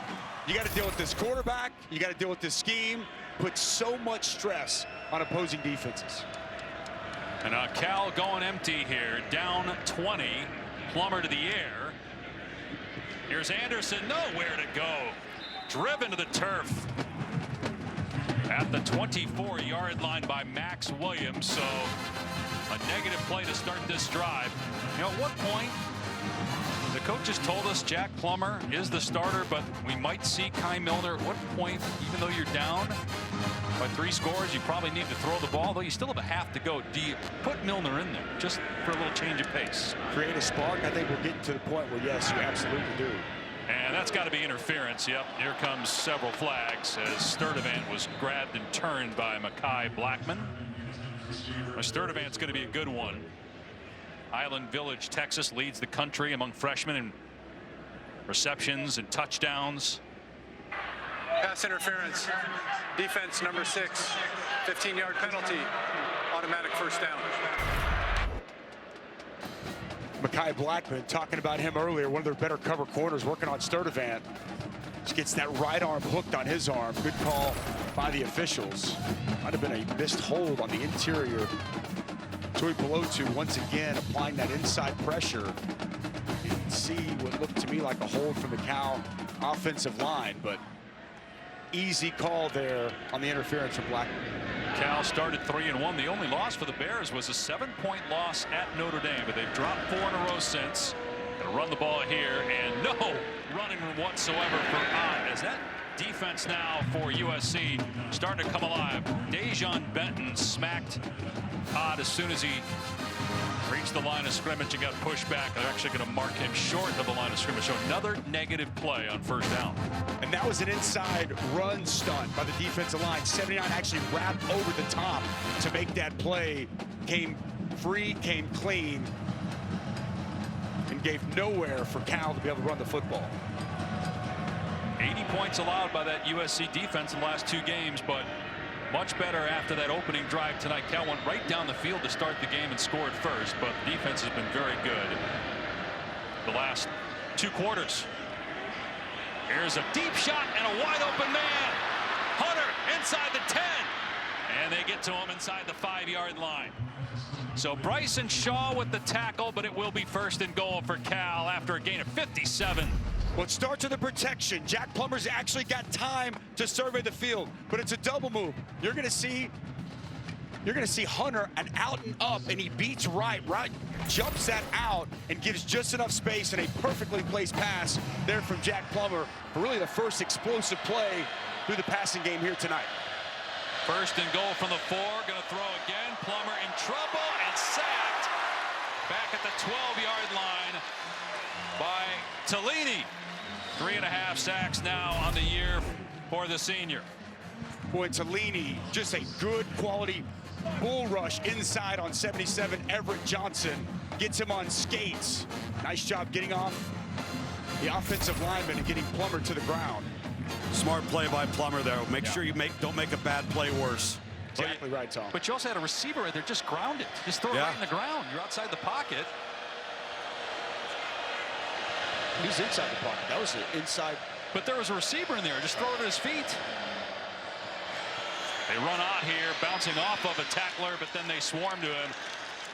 Shaw leading the way. They'll blow it dead at the 7, so a gain of 4 to bring a 3rd down and goal. Looked initially like a nice hole there for Ott to be able to run through, but good closing speed from Shaw coming up from that safety position.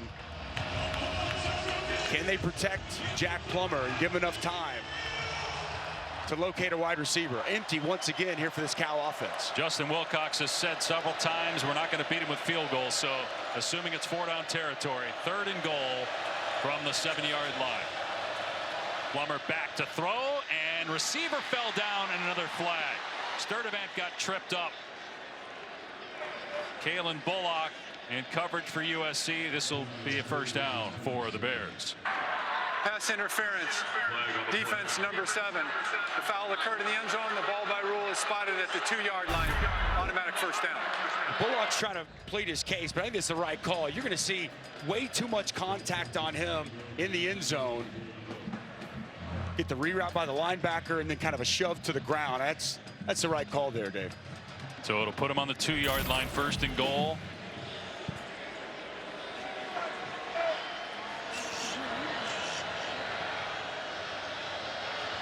Three tight ends in the game. Little bootleg. Plummer drops it off. Beautiful play. Touchdown, Monroe Young. Well designed and executed by Cal. First score for the Bears since the opening drive. Excellent play design, as you mentioned, by Bill Musgrave. That's exactly what Cal needed to stay in this ball game. Nice job here by Jack Plummer. Really, it's the motion across for Monroe Young. unaccounted for as he slips into the flats, and a nice find there by Plummer to get Cal their second touchdown tonight. And second on the season for Monroe Young, whose dad Fred, longtime Seattle Seahawk, went to 4 Pro Bowls with the Seahawks. And the point after makes it 27-14.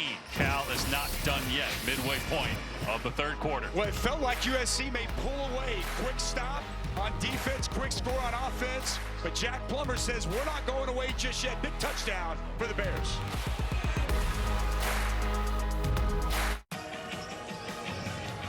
And Oregon is the leader in the Pac-12 at 6-0.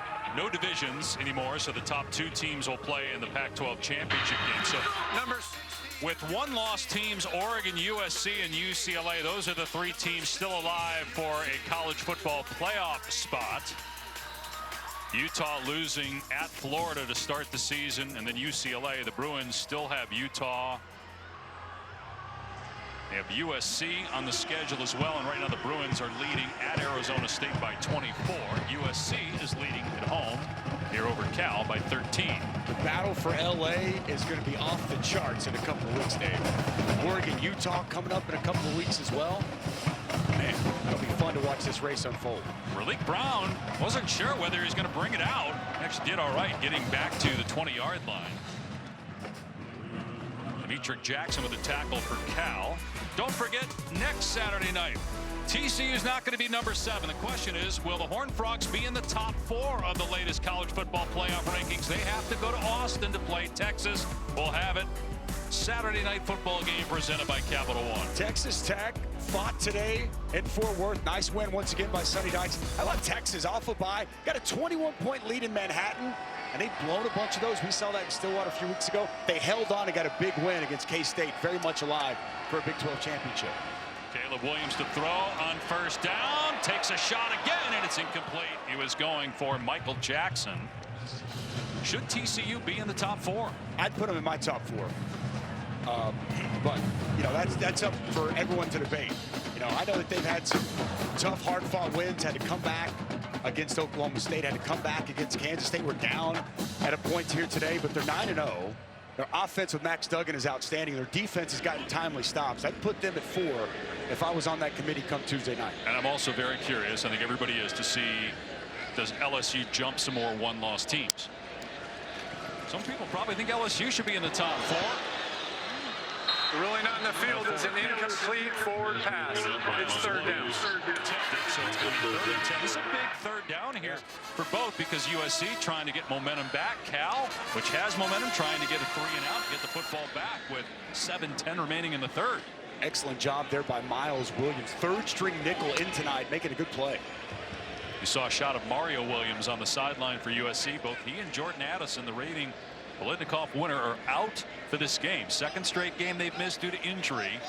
But look, USC has plenty of talent. They have a great quarterback, although Caleb Williams has struggled on 3rd down, just 2 for 7, but one of those was a drop by Terrell Bynum. And another drop put on the deck by Washington. That would have been a 1st down.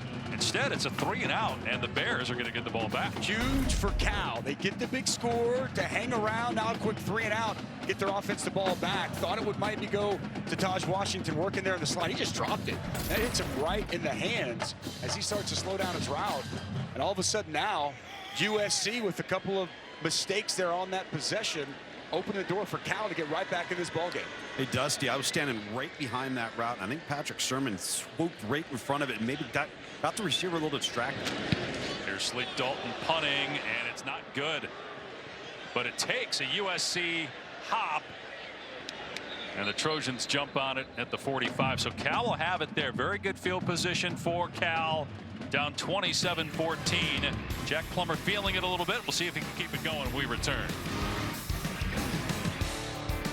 Showed us this week he is their starting quarterback, and he's been good tonight. 18-24 for 209 a touchdown. He did have the 1 mistake before half with the interception, but since that pick, he's been 5 of 5. This one here to Hunter, that's his season and career long. Ties for the career long of 57 yards. Love this play design as they get Monroe Young open in the flats for a touchdown last possession.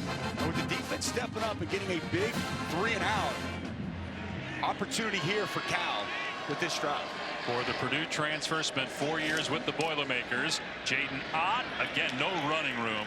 They have really done a much better job up front since that first drive. That was Figueroa. Made the tackle to Fo'o in there too, and another negative play on first down. That's happened 3 or 4 times here. In the third quarter, they're losing yardage on first down. Cal's offensive line struggling with the movement from the USC front, creating those negative plays. And on the right side of the Cal line, there was some movement. False start. Offense, number 4. 5-yard penalty. Still second down. It's on the tight end, Jermaine Terry. And you got to think, if Cal's going to win this game, they got to keep Caleb Williams on the sideline. So at some point, you got to get the running game going. You can't keep relying on Jack Plummer. That's why we talked earlier about maybe going to Milner, although, of course, if you do that, you're taking Plummer off the field. He's settled down, as we just showed you, completing his last 5 passes. Only 31 rushing yards for Cal tonight. It's a USC defense that, let's just say, has not been stout this year. Sturdivant gets back to the original line of scrimmage, so gain of about 6. Be third down and long. And the bulk of those rushing yards on the first drive of the game for Cal. Yeah. We haven't seen them have much success whatsoever since that point. Plummer on a drive earlier before halftime was 3 of 3 on third down. See if he can convert here.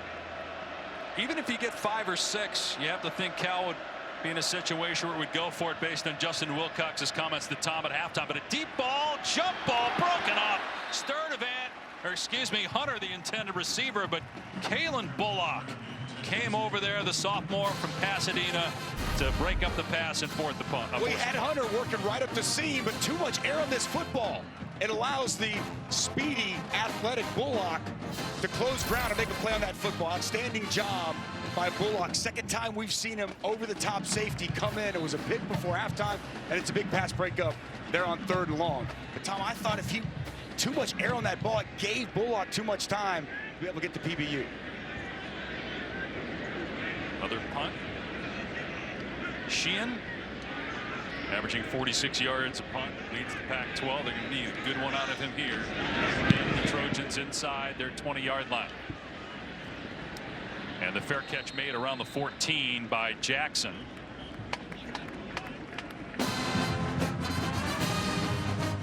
But a quick drive by Cal, which means Caleb Williams goes right back to work for USC. Williams is 19 of 34, 273 passing yards and 2 touchdowns. He also has a rushing touchdown. Coming off a career-high 411 passing yards against Arizona last week. 5 touchdown passes each of the last 2 games. The big win was at Oregon State, a game that they could have easily lost. Lincoln Riley said that's when he feels like Caleb Williams really turned the corner in his maturity. Struggled last year as a true freshman, some on the road when he was at Oklahoma. That win in Corvallis was huge. Came up short against Utah, but scored 42 points in that game and lost. Williams keeps it here, makes the right decision, running the ball and getting the first down. Gain of 13 to the 27. How about how long he rides this with Relief Brown at that mesh point, really putting that defender in a huge conflict. Ruchina has to make a decision. He stays outside. The proper decision by Caleb Williams to keep it, tuck it up, and move the chains. And those are the ones you worry about, Dusty, that end up on the ground, right? When you're dragging it along for that long, man, those get dangerous. Although, again, just 1 turnover all season. Yep. And it was an interception thrown a month ago. Here's Travis Dye. Keeps the feet moving and picks up a first down. Nice job by Dye, the Oregon transfer. You say nice job by Dye, and it was.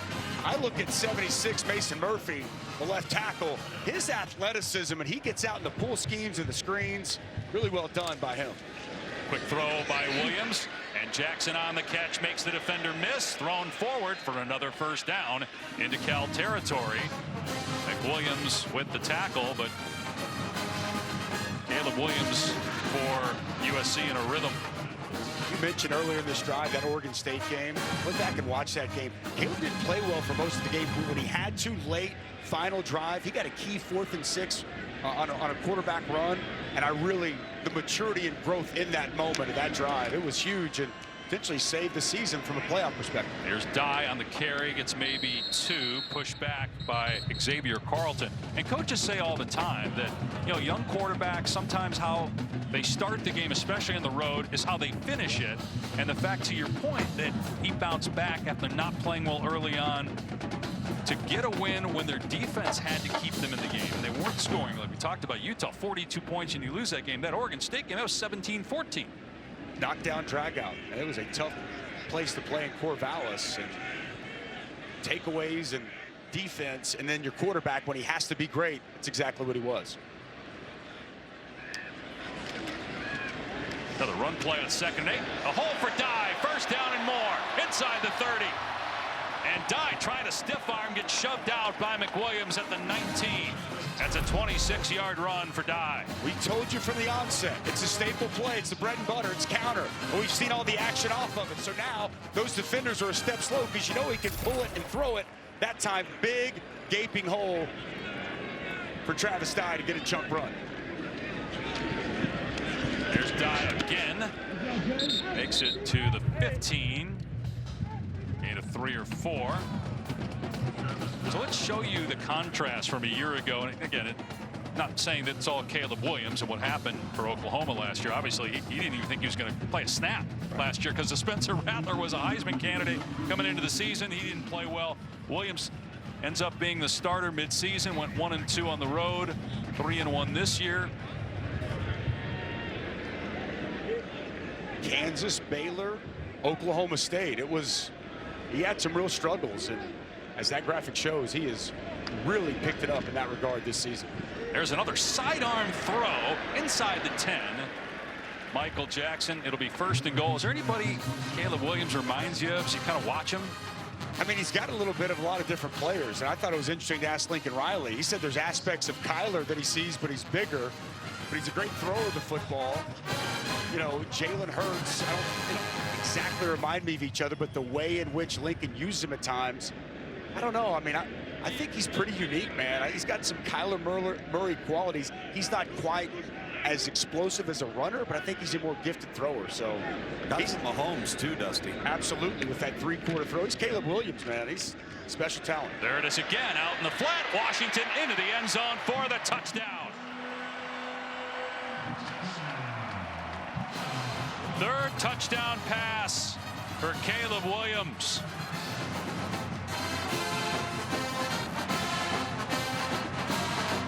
And Washington with his 3rd touchdown catch in the last 2 games.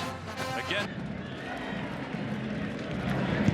And the extra point from Dennis Lynch makes it 34, excuse me, to 14 SC. The receiver is not nearly as important as the quarterback, and Williams on that drive, 4 for 4 for 40 yards. And it's the same thing we've been talking about. It's this, I mean, it's what they do. They put you in such a conflict. This time it's twins to the field, or twins to the boundary, and then you see it's another just a wide receiver screen. GT counter the front side. We're going to throw out to the outside. Taj Washington, good blocking on the perimeter there by Jackson. It's just that play in particular, Tom, it just stresses a defense and puts you in such conflict. Because if you don't respect outside and get numbers out there, they're going to throw it. And if you do, they're going to run it because you got a live box. I mean, you're darned if you do, darned if you don't at times, especially when you got a guy like number 13 making the decisions on the fly. It's just my opinion. I didn't play, obviously, at the level that you and Tom did. But as somebody that's watched Kyler Murray every game he's played for the last 4 years in person, I see a lot of similarities. Now, Caleb is bigger, you're right. Yep. He's bigger by about 3 inches. But the throwing motion is very similar. The arm angle stuff, you see Murray do that as they muff. Ashton Hayes had trouble with the kickoff, and down he goes inside the 10. We saw on that run, though, by Caleb Williams, he's a very capable. I don't know that anybody's as explosive running the ball as Kyler Murray. But he's effective as a runner. Absolutely. Just different. It looks different. He's more physical. But the ball placement, the accuracy, that stuff, again, you see from Murray. and Patrick Mahomes. They're a combination of the two. They're obviously smaller than Mahomes. I just hate, I mean, Patrick Mahomes won a Super Bowl. I know. League MVP. I mean, Caleb Williams is a phenomenal talent. There's no You question. can compare the style, though, Dustin. Sure. I think it's more about, you know, the ability to change arm angles and, you know, pull a rabbit out of the hat, you know, that type of stuff. Absolutely. There's no question. The guy's freaking good. That's what we're saying. It's really what we're saying here is the guy's really, really talented, and he's only a true sophomore. Plummer in trouble, dumps it off to Damian Moore. And he's out of bounds at the 13-yard line. We saw Drake May in person for North Carolina earlier this year. These two guys. Let the debate begin for next year. Yeah. In the NFL draft meeting. Both these guys have their teams in great positions. North Carolina just with one loss. So what we're seeing now is a good Notre Dame team, chance for them to compete for an ACC championship, just like Caleb Williams has this team in current position. Nice job to get out of there.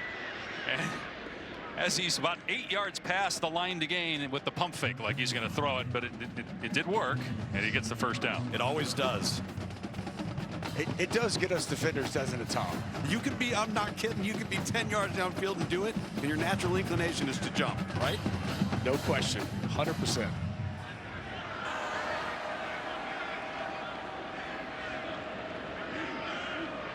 Closing seconds here in the third quarter. Another pass play over the middle. Anderson turns upfield, gets 9 yards.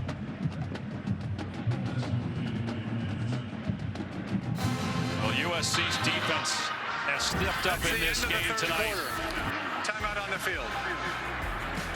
And the Trojans' offense behind Heisman Trophy candidate, certainly one of the favorites, Caleb Williams, continues to shine for the number 9 team in the country.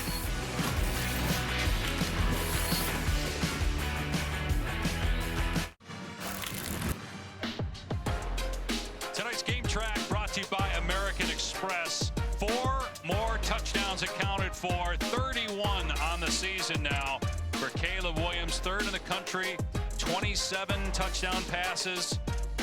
Not many through 9 games have been able to accomplish what Caleb Williams has done, especially through the air in terms of the touchdowns. And Cal down 20 with a 2nd and 1 as we start the fourth quarter.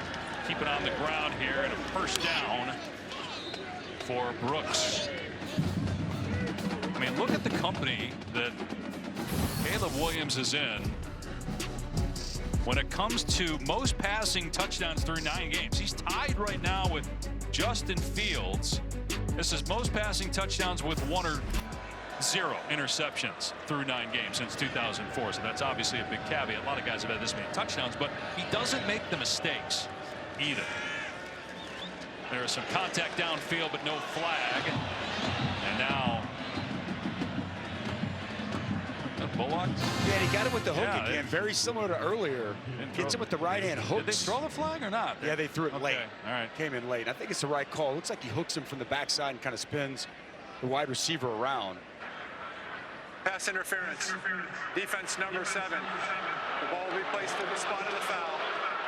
Automatic first down. Just to finish up on the Caleb Williams stuff, though, the fact that he's been as successful as he's been this year, as you look at the penalty, again, just the 1 interception. I mean, his mistakes are not, he's not taking a lot of risks, Dusty.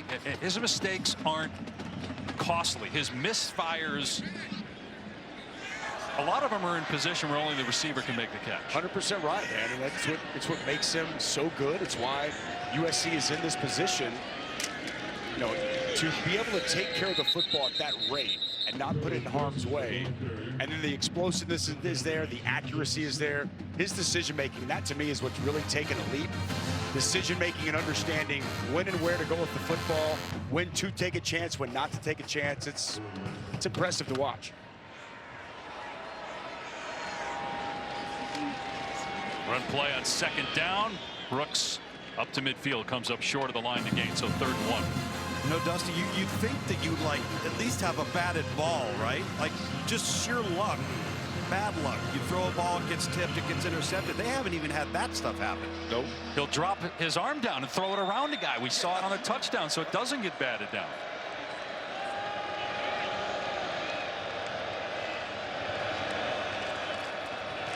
Brooks able to power through an arm tackle of Shaw, get the first down into USC territory. Nice physical run there by Brooks. You had Bryson Shaw coming downhill to beat him right at the line of scrimmage. Lowers the shoulder, spins forward, moves the chains. Nice piece of running by Carlos Brooks. Redshirt junior from Chandler, Arizona, getting a chance to get some carries here in the second half. Plummer. Oh my goodness, what a call. Maven Anderson will walk into the end zone for a touchdown. The pump fake was gorgeous, and the defense just fled. Maven Anderson. It's a 47-yard pitch and catch for a walk-in touchdown. He was walking in starting at the 30. About as easy as it gets, Dave. Very well executed, just a simple screen and go. Fake the screen to Sturdivant. Draws the defenders up. Jalen Smith, 19, jumps this route, as does Bullock. Nobody back deep. And an easy pitch and catch walk-in touchdown as Cal refuses to go away here in the Coliseum tonight. Well, that's the thing. I mean, they're back in the game. The question is, can they get a stop? Can they force a turnover to have a chance to win? As the point after makes it 34-21. There's plenty of time left. Down 2 possessions, 13 minutes to go. But at some point, the defense either has to get a stop or get a takeaway. That's exactly right. We've seen them get stops. Can they get one coming back? 13's tough to stop. Down to the 20. All the band is out on the field. He's going to go into the end zone. He's going into the end zone. And the Bears have won. The Bears have won. Joe Starkey just losing his mind on that call. What a great call for Starkey, who is retiring after the season after 48 years as the voice of the California Golden Bears. An onside kick, and it's recovered by Cal. Bet Joe was going wild on that call.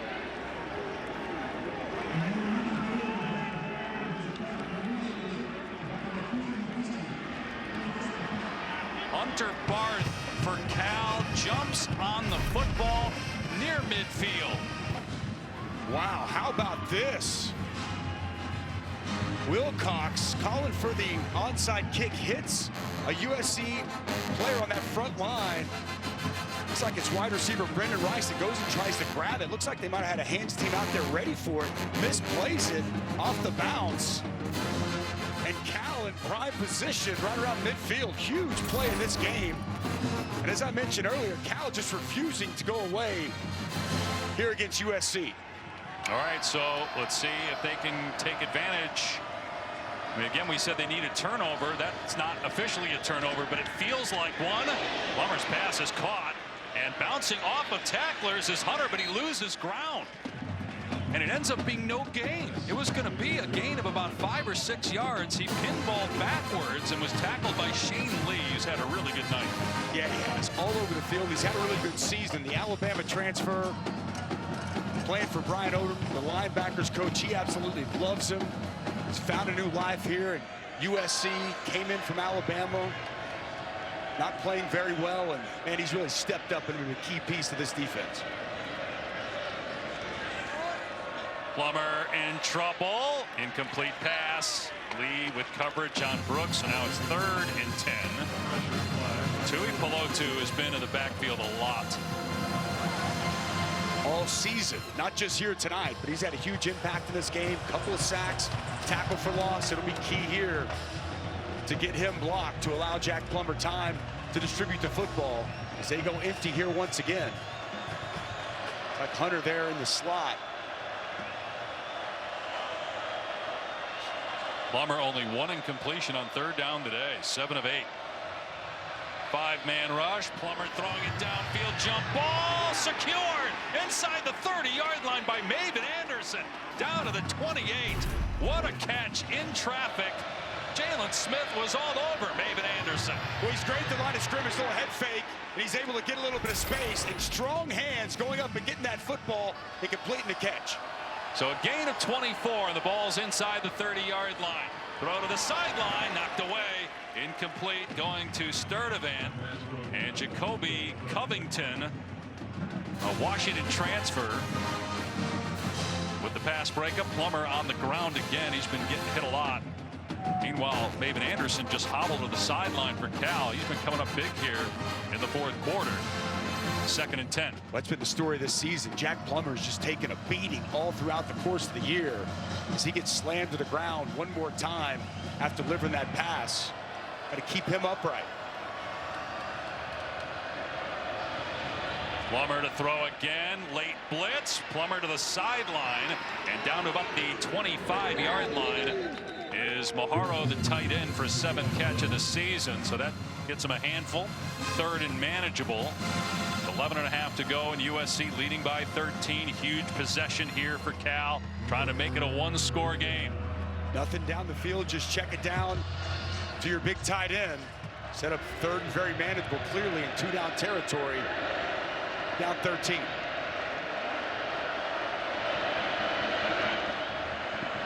Plummer, a strike and a first down to the 15. And inside the 15, down to the 13 is Latu. So Kaliki Latu moves the chains. Fresh set of downs at the 14-yard line. I love the timing right there, Dave. Just a little stick route. As soon as Latu turned, ball was on him, and the chains moved.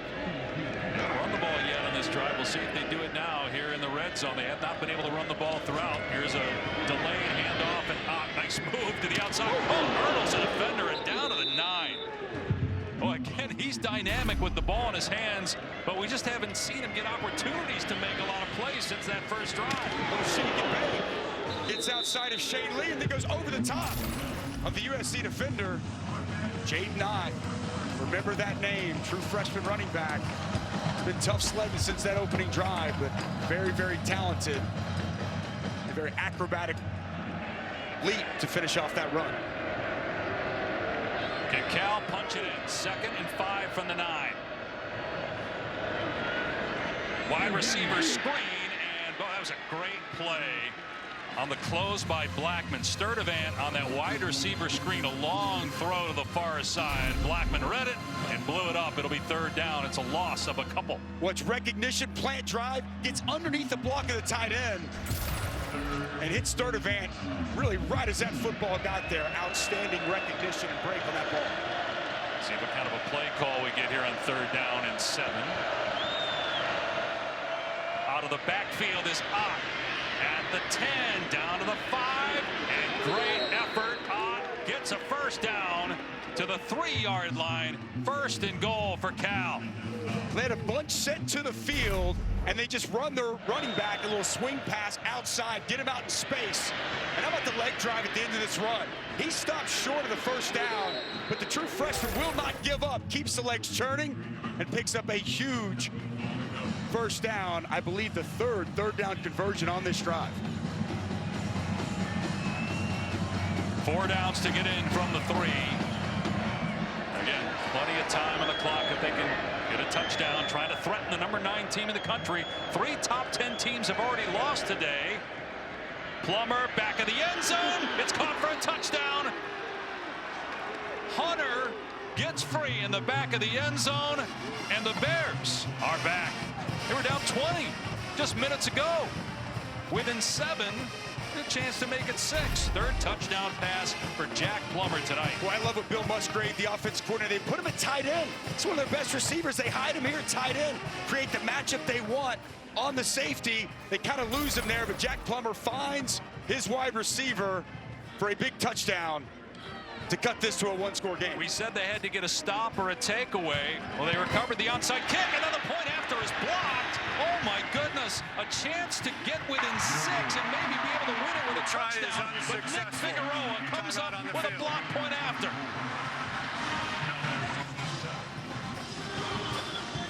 Well, Nick Figueroa, he saw Jaden Ott hurdle a man, so he said, anything you can do, I can do better.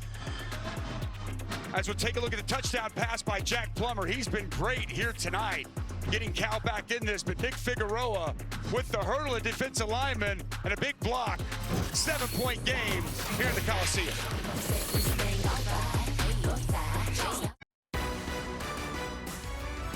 ESPN College Football is presented by Geico. Switch today and see all the ways you could save. And in part by Target. Score low prices and great deals only at Target.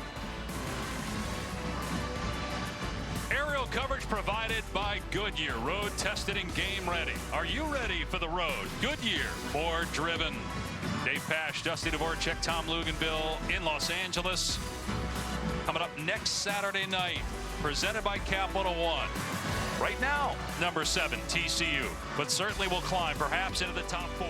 In Austin to play Texas, 7:30 Eastern on ABC and the ESPN app. What a second half for Jack Plummer. Cal electing to kick it deep now with this being a one-score game. They recovered an onside kick on the last try. Here's Brown on the return. Comes up short of the 25-yard line. So now it's on the Cal defense to do something no one has done but Arizona State. That's take the ball away from USC. Just one turnover all season by the Trojans, and also stop Caleb Williams if you can't get a takeaway. He's had some drops, otherwise those numbers would be better, and they're pretty darn good as it is. Definitely big night here for Caleb Williams. We just showed the numbers from Jack Plummer. So impressed with his resolve and the way he's kept his team in here in the second half. Williams pulls it back, sensing some pressure, so he gets out of there. Being chased, now throws it downfield. Coming back to the ball is Jackson, and he makes the catch at the 48-yard line of Cal. What a play by Caleb Williams. Wow, this is just sensational. Caleb Williams continues avoiding pressure, buying time. Watch him as he points to Michael Jackson, and Jackson works back to the football as he's being hit. Delivers the ball right where it's got to be. Big-time play by a big-time player. That's a 35-yard throw. Off The ruling balance. of the catch is under review. They're going to look to see if indeed Jackson did make the catch as he was coming back for the football. Nate Ruchina was chasing Williams. He sends pressure too from behind. You saw him move up in the pocket. He's got great pocket awareness and continues to boost his Heisman campaign.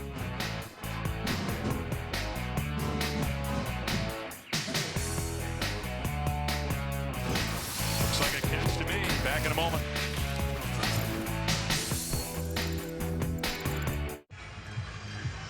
So they confirm the catch. Michael Jackson with more catches today, 5 than he had all season coming in, 4. And that actually hurts USC a little bit, the stoppage, because they were going to go up tempo after that 29-yard pass play. But again, Caleb Williams, just sensational play. 8.5 to go. USC ball, 7-point lead. Williams closing in on 400 passing yards. He had 411 a week ago. Last game, rather, against Arizona. See him get back to that ground game at all. Well, drives ago, they really lined up and ran the ball right at him. And here comes a trick play. Jackson on the reverse. He's got blockers out there. And he's upended at the 30-yard line. 8 of 19. A nice creativity here. As we're going to see dive with a little toss to Michael Jackson. I think Michael Jackson actually made a bad read. Caleb Williams, lead blocker out in front, stay outside. He cuts it inside, and it's a really good open field tackle, saving a touchdown by Miles Williams. You're right. If he bounces that to the outside, he actually sets up Caleb Williams for the block. Yeah, he was right there in position for it. He can even block. He can do that as well. He's a fullback, too. 6'1", 215 pounds, from Washington, D.C. Started out collegiately at Oklahoma for Lincoln Riley, transferring to USC when Riley took the job here with the Trojans. Travis Dye thrown forward to the 24 for about 5 yards. This movement along the right side, that offensive line, quality pick up there. Good push, that Cal front. 4 touchdowns accounted for, 31 now in the season for Williams. Very much in the thick of the Heisman Trophy conversation. Here's Dye with a first down pickup. Down to the 17. You asked for them to run the ball, and they're starting to do that now. Lean on that Cal defense. They're taking some time off the clock. They look look to get this back to a 10-plus point lead. Really good inside the center, Brett Nealon, and then the left guard, Andrew Voorhees. Good push and movement and a quality cutback there. Since Voorhees' 6th year, it feels like he's been there for 9. He's physical, man. He is a dude. He can really play up front. And to me, you got to be able to close out games by grinding it out in moments like this. Williams with a wide receiver, screen pass to Bynum inside the 10, inside the 5, and down near the 3-yard line. It's 1st and goal for USC, looking to go back up 2 scores here at the 6-minute mark. Let's get the ball on the perimeter, and it's a bad angle by the safety, Craig Woodson. He comes inside, needs to stay outside, understand exactly how he fits with that leverage. And another big pickup by Bynum is USC in prime real estate to potentially deliver a knockout blow. And they're huddling here to take some time off. Go ahead. Sorry about that, Dave. Yeah, and the receivers have just been blocking their tails off on the perimeter. That time, number 16, Taj Washington. Play action. Williams gets outside, throws, and it's a touchdown. Big score for the Trojans, and it's Lake McCree who hauls it in. And the 4th touchdown pass of the day for Caleb Williams. 14 touchdown passes the last 3 games for Williams. A little play action, gonna boot, get this athletic quarterback on the perimeter, locates his tight end, leak it out McCree, and he powers into the end zone. 5 total touchdowns here for Caleb Williams, and just as Cal gets right back in, it cuts it to a 1-score game. Boom, the Caleb Williams show is back on. Man, is he impressive to watch. And it was that first play where, you know, some quarterbacks probably get sacked and at best have an incomplete pass, but not Caleb Williams. Not only does he not get sacked, but he throws the ball downfield for 30 yards, and then he caps the drive with his 4th touchdown pass, and USC back in command. Well, Caleb Williams has proven tonight he's one of the very best players in college football. When his team had to have it this last drive, he saved potentially his best for last. First play of that last drive, nothing down there, breaks the pocket and locates his target, Michael Jackson. Just get the ball in your playmaker's hands, let him make plays. So mobile, agile, boot action, accurate with the football out of his hand. Second half, he's 19 of 13 for 157, 3 touchdowns, completed his last 7 passes. 2 of those touchdowns. I mean, he is as advertised, Dave Pash. USC trying to go to 8-1. Cal ball. Ashton Hayes on the return. Flag comes down, and Hayes finally down to the 28. Usually when you see this, it's on the return team, which would back up the Bears inside their 20. They're not done yet. 5:25 to go, 3 timeouts, but obviously during the return, holding receiving team number 25. 10-yard penalty from the spot of the foul. It's 1st and 10. So as Caleb Williams continues to improve his Heisman Trophy resume, here's what some of the other Heisman hopefuls did today. C.J. Stroud in bad weather struggled throwing the ball. Now they won the game. Hendon Hooker, they got blown out. It wasn't all him. He was under pressure a lot. Bo Nix had an unbelievable day. Boy, what a comeback for him in terms of transferring from Auburn and things working out for him in Eugene. Drake May, sensational again. So is Max Duggan. But Caleb Williams, 5 total touchdowns, 4 through the air. Oregon, Bo Nix have scored 40 straight in 8 games. Kenny Dillingham, the offensive coordinator, done a great job rekindling with Bo Nix. And from what you said, from that opener against Georgia to now, wow. Plummer going downfield, and it's incomplete. Jeremiah Hunter got drilled by Bryson Shaw. Both guys are down. Hunter's helmet came off. Even if he's okay, he's going to have to leave for a play. For an injured player of the offense. Hopefully Hunter's going to be okay. Key piece to this offense. As we saw that graphic there, man, I got to tell you, I don't have Heisman vote, but if I did, Drake May, Caleb Williams would be 1-2. And I think that they'd be both right there close to one another because of what they mean to their teams and, you know, how productive they've been. I mean, Drake May, for people that haven't seen what he's done at North Carolina, I mean, I don't want to discredit that team, but he almost single-handedly has put them in that position. And it feels like if you really watch this USC team, without Caleb Williams, they're not nearly where they are.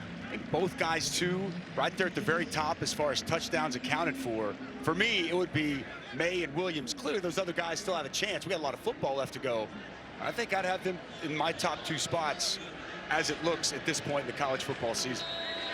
Dusty, I think with both of those guys not being on their teams, they're 500.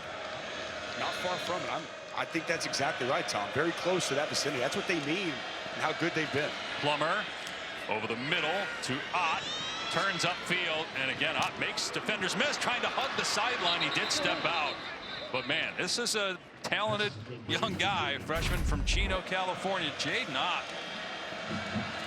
Love him out in space.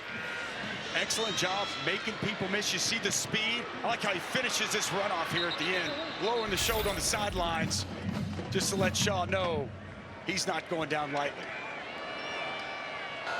But you think about USC, 4 wins, a lot of the same guys. This is last year.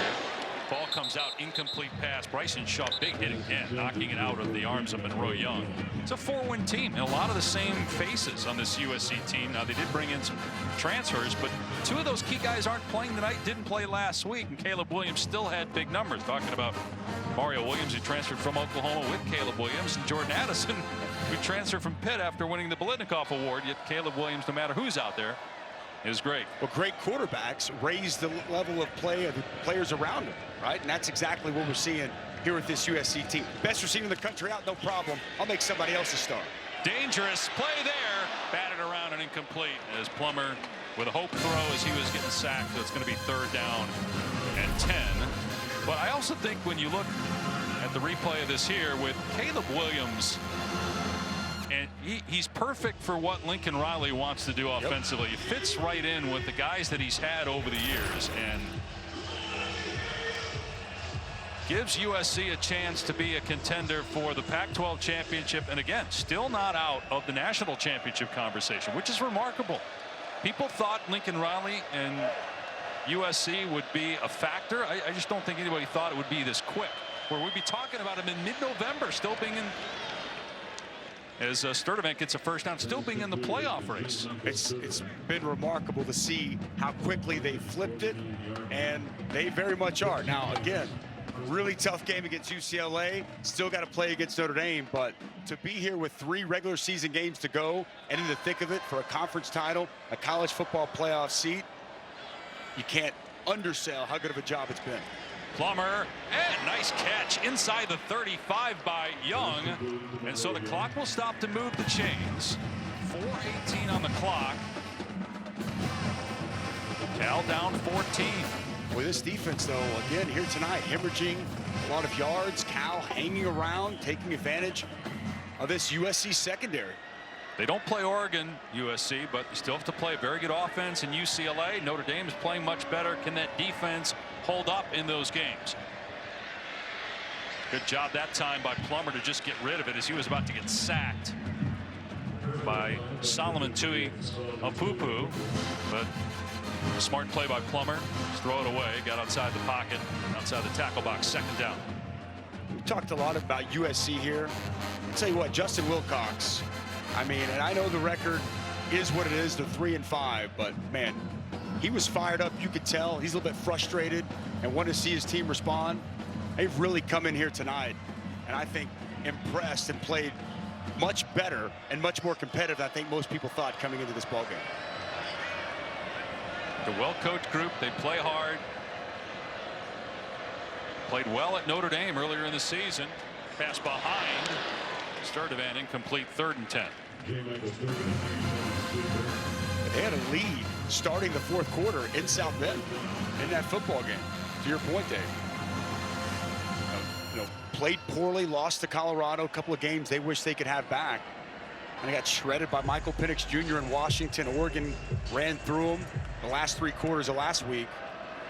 But there's no quit. And it's a team and a program that's going to fight under Justin Wilcox.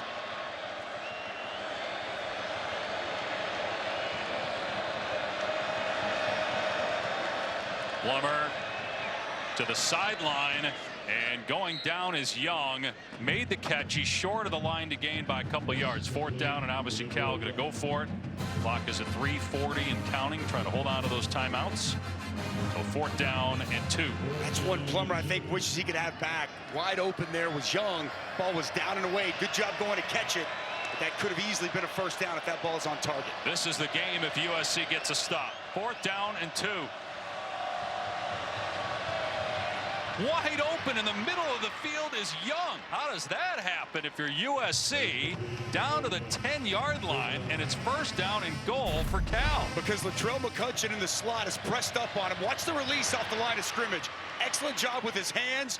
Comes clean over the middle. And a quick find by Jack Plummer to convert on 4th down. Still plenty of time for Cal if he can get into the end zone here to get another possession. To the sideline, Ott breaks tackles and then goes out of bounds. I'm going to say that he stepped out around the 4. Clock stopped though, 2:51 to go, 2nd and goal. They already recovered one onside kick, and even if they score here and don't recover the onside kick, they have all their timeouts, so they have a chance to force a punt and get the ball back. First things first, getting into the end zone here. Try to make it a 1-possession game. 2nd and goal. To a big target, a tight end. They run it, and into the end zone for a touchdown is Jaden Ott with 2:31 remaining. Enough time for Cal. Now the last extra point was blocked by Nick Figueroa. Every extra point's been adventurous in this game for both teams. And the Cal offense is staying on the field right now. They're going to go for 2. Everett Johnson 77 and 60. Brian Driscoll, excellent job opening up that hole. I don't quite. I guess you're saying we're going to have to get it either now or later, and they're going for it right now. But you wouldn't have to get it later if you kick the extra point. They're going for the throat though, Dave. I'm sure analytics has. But if you don't get it, then you're going to have to convert a 2-point play on the next one just to tie the game. Hey, we agree. Just saying, in this analytical world we live in, I would imagine that the book is telling Justin Wilcox this is the right move. Well, look, he said to us multiple times, he told Tom at halftime, we have to be aggressive to beat USC. Aggressive, and then there's a point where you cross the line, and maybe that's right here. I just don't know why you need to do this at this point. I don't think analytics tells you to do this. All right, coming up next from us, Los Angeles at SportsCenter with Stan and Neil. Houston winning the World Series for the 2nd time in 5 years, plus highlights from a great day. Incredible game here earlier tonight in ESPN between Bama and LSU. And the Milwaukee Bucks look to stay unbeaten in the NBA. That's SportsCenter Los Angeles next, ESPN and the ESPN app. And just for the record, Mr. Pash, I agree with you. I know. I would kick the field goal. Yeah. You kick the extra point again. Maybe they don't have confidence in them ability to protect. Yet Figueroa block it easily last time. 0 for 1 this year on 2-point conversions. It's a moot point if they don't get the ball back anyway, but there creates good theater right now.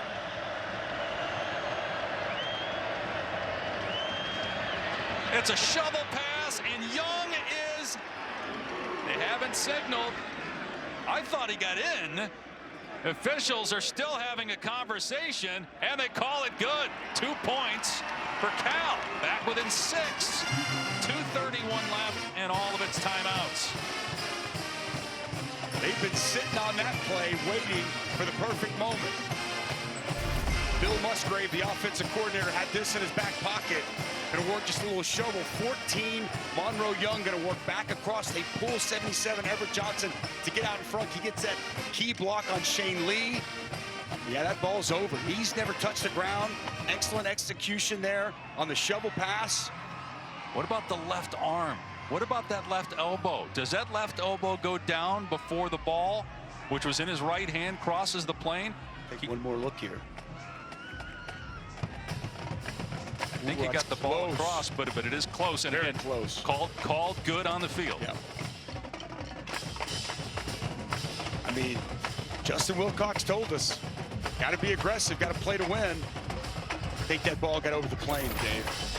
So is this 100% for sure an onside kick? I think yes, I would say yes. You still have 3 timeouts. You got to get a stop regardless. Right. Whether you get it or don't get it. Yep. Why not give yourself an added opportunity? Well, they've already gotten 1 onside kick. I'm sure the probability is very slim to get a second, but I think you have to take your chance, because if you're unable either way to get a stop, first down. yeah, regardless if you're have them backed up to the 20 or they're around the 50, it's going to require your defense to get a stop. So you surprised him with the last one on the kicker just going straight ahead with the onside kick. We'll see what we get here. The hands team out there for USC. The deepest man is back at the 20 timeouts. If you're Lincoln Riley, how are you handling this here? Is it all run plays? I mean, I'm leaning on Travis Dye, but the great thing about having a quarterback like Caleb Williams, who's smart with the football and as athletic as he is, you can put him on the perimeter and you can put him in some, where he's making the decision exactly with what he wants to do. But yeah, I would anticipate we see Travis Dye here on first down. 3 top 10 teams have lost today. Granted, 2 of those were against other top 10 teams in college football. Will number 9 go down? The Trojans trying to get a first down here. Maybe in the game, a timeout. Second and a half. 30 seconds. Right, Lincoln Riley did not like what he saw there. So use the timeout. Please reset the game clock to 2 minutes 31. Thank you.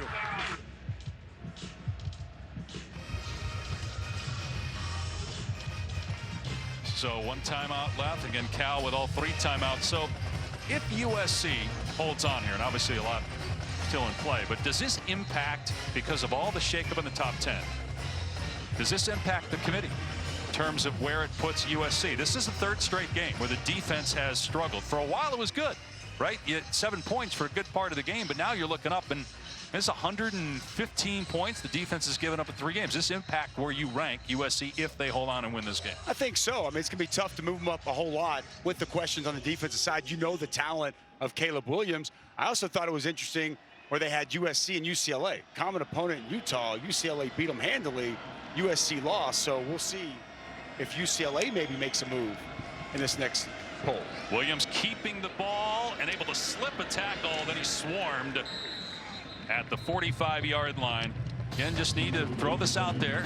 USC has not lost a fumble all year. If you're Cal, obviously, you call a timeout and you start to go for the football, especially on a play like that where you get a broken tackle. Guys are flying in there. But they have not turned the ball over via fumble all season long. And Cal is among the Pac-12 leaders in fumbles recovered with 4.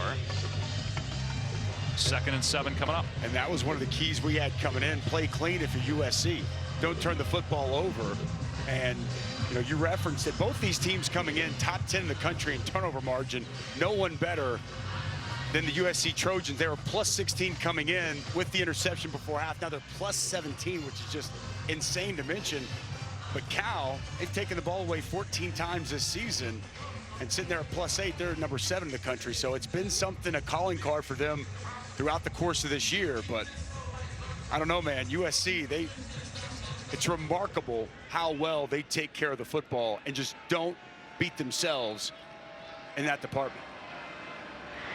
Dye in the backfield again with Williams, who ran it for 3 yards on first down. 2 timeouts left for Cal. 2:23 remaining in the game. USC up 6. Showing some edge pressure. And it's Dye ahead for about 2 yards. Cal will call another timeout. It's going to be 3rd down and 5. Just the fact we are even in this situation. I mean, USC was up 34-14. These twice looked like the Trojans were about to pull away. Give Justin Wilcox, quarterback Jack Plummer for Cal, a lot of credit for being in this spot. Chance to get the football back if they can get a stop. Jack Plummer has thrown for over 400 yards in this ball game today, Dave. 406. And every time you kind of felt like USC had taken this game over, they just haven't gone away. And the fact that Caleb Williams has been as brilliant as he has been, and Plummer's thrown for more yards.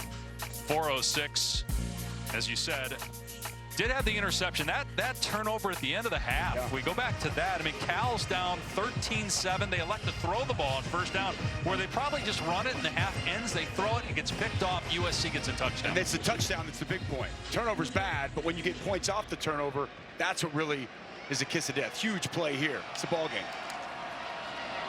And it's Williams keeping it and getting a first down. Now trying to hold onto the ball as Cal tries to strip it. Down to the 28-yard line. Williams with a first down, and that just about does it.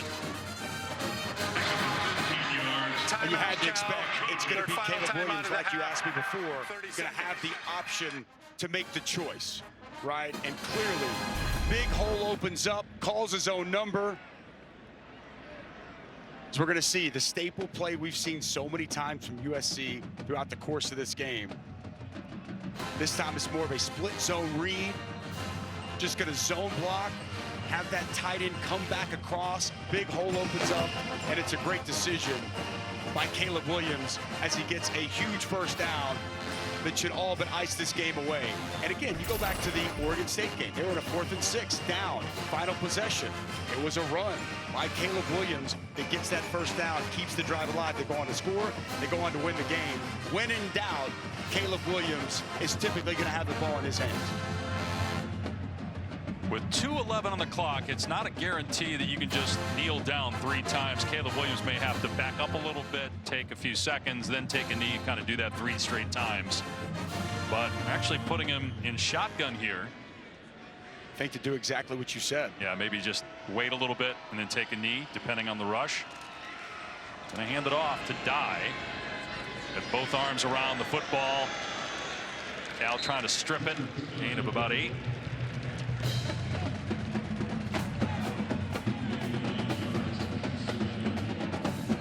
So USC will go to 8-1, first time since 2008.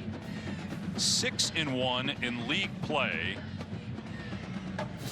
And a game back of Oregon in the loss column. They don't play Oregon this season. Sports Center coming up next. We'll have highlights of this game. LSU, Bama, great finish there. Tennessee going down, the #1 team in the country, losing to Georgia, the likely new #1. Ohio State surviving in Evanston. World Series highlights, NBA, and much more coming up. Stan and Neal Sports Center. Knee taken there by Caleb Williams on 2nd down. You have to do it one more time.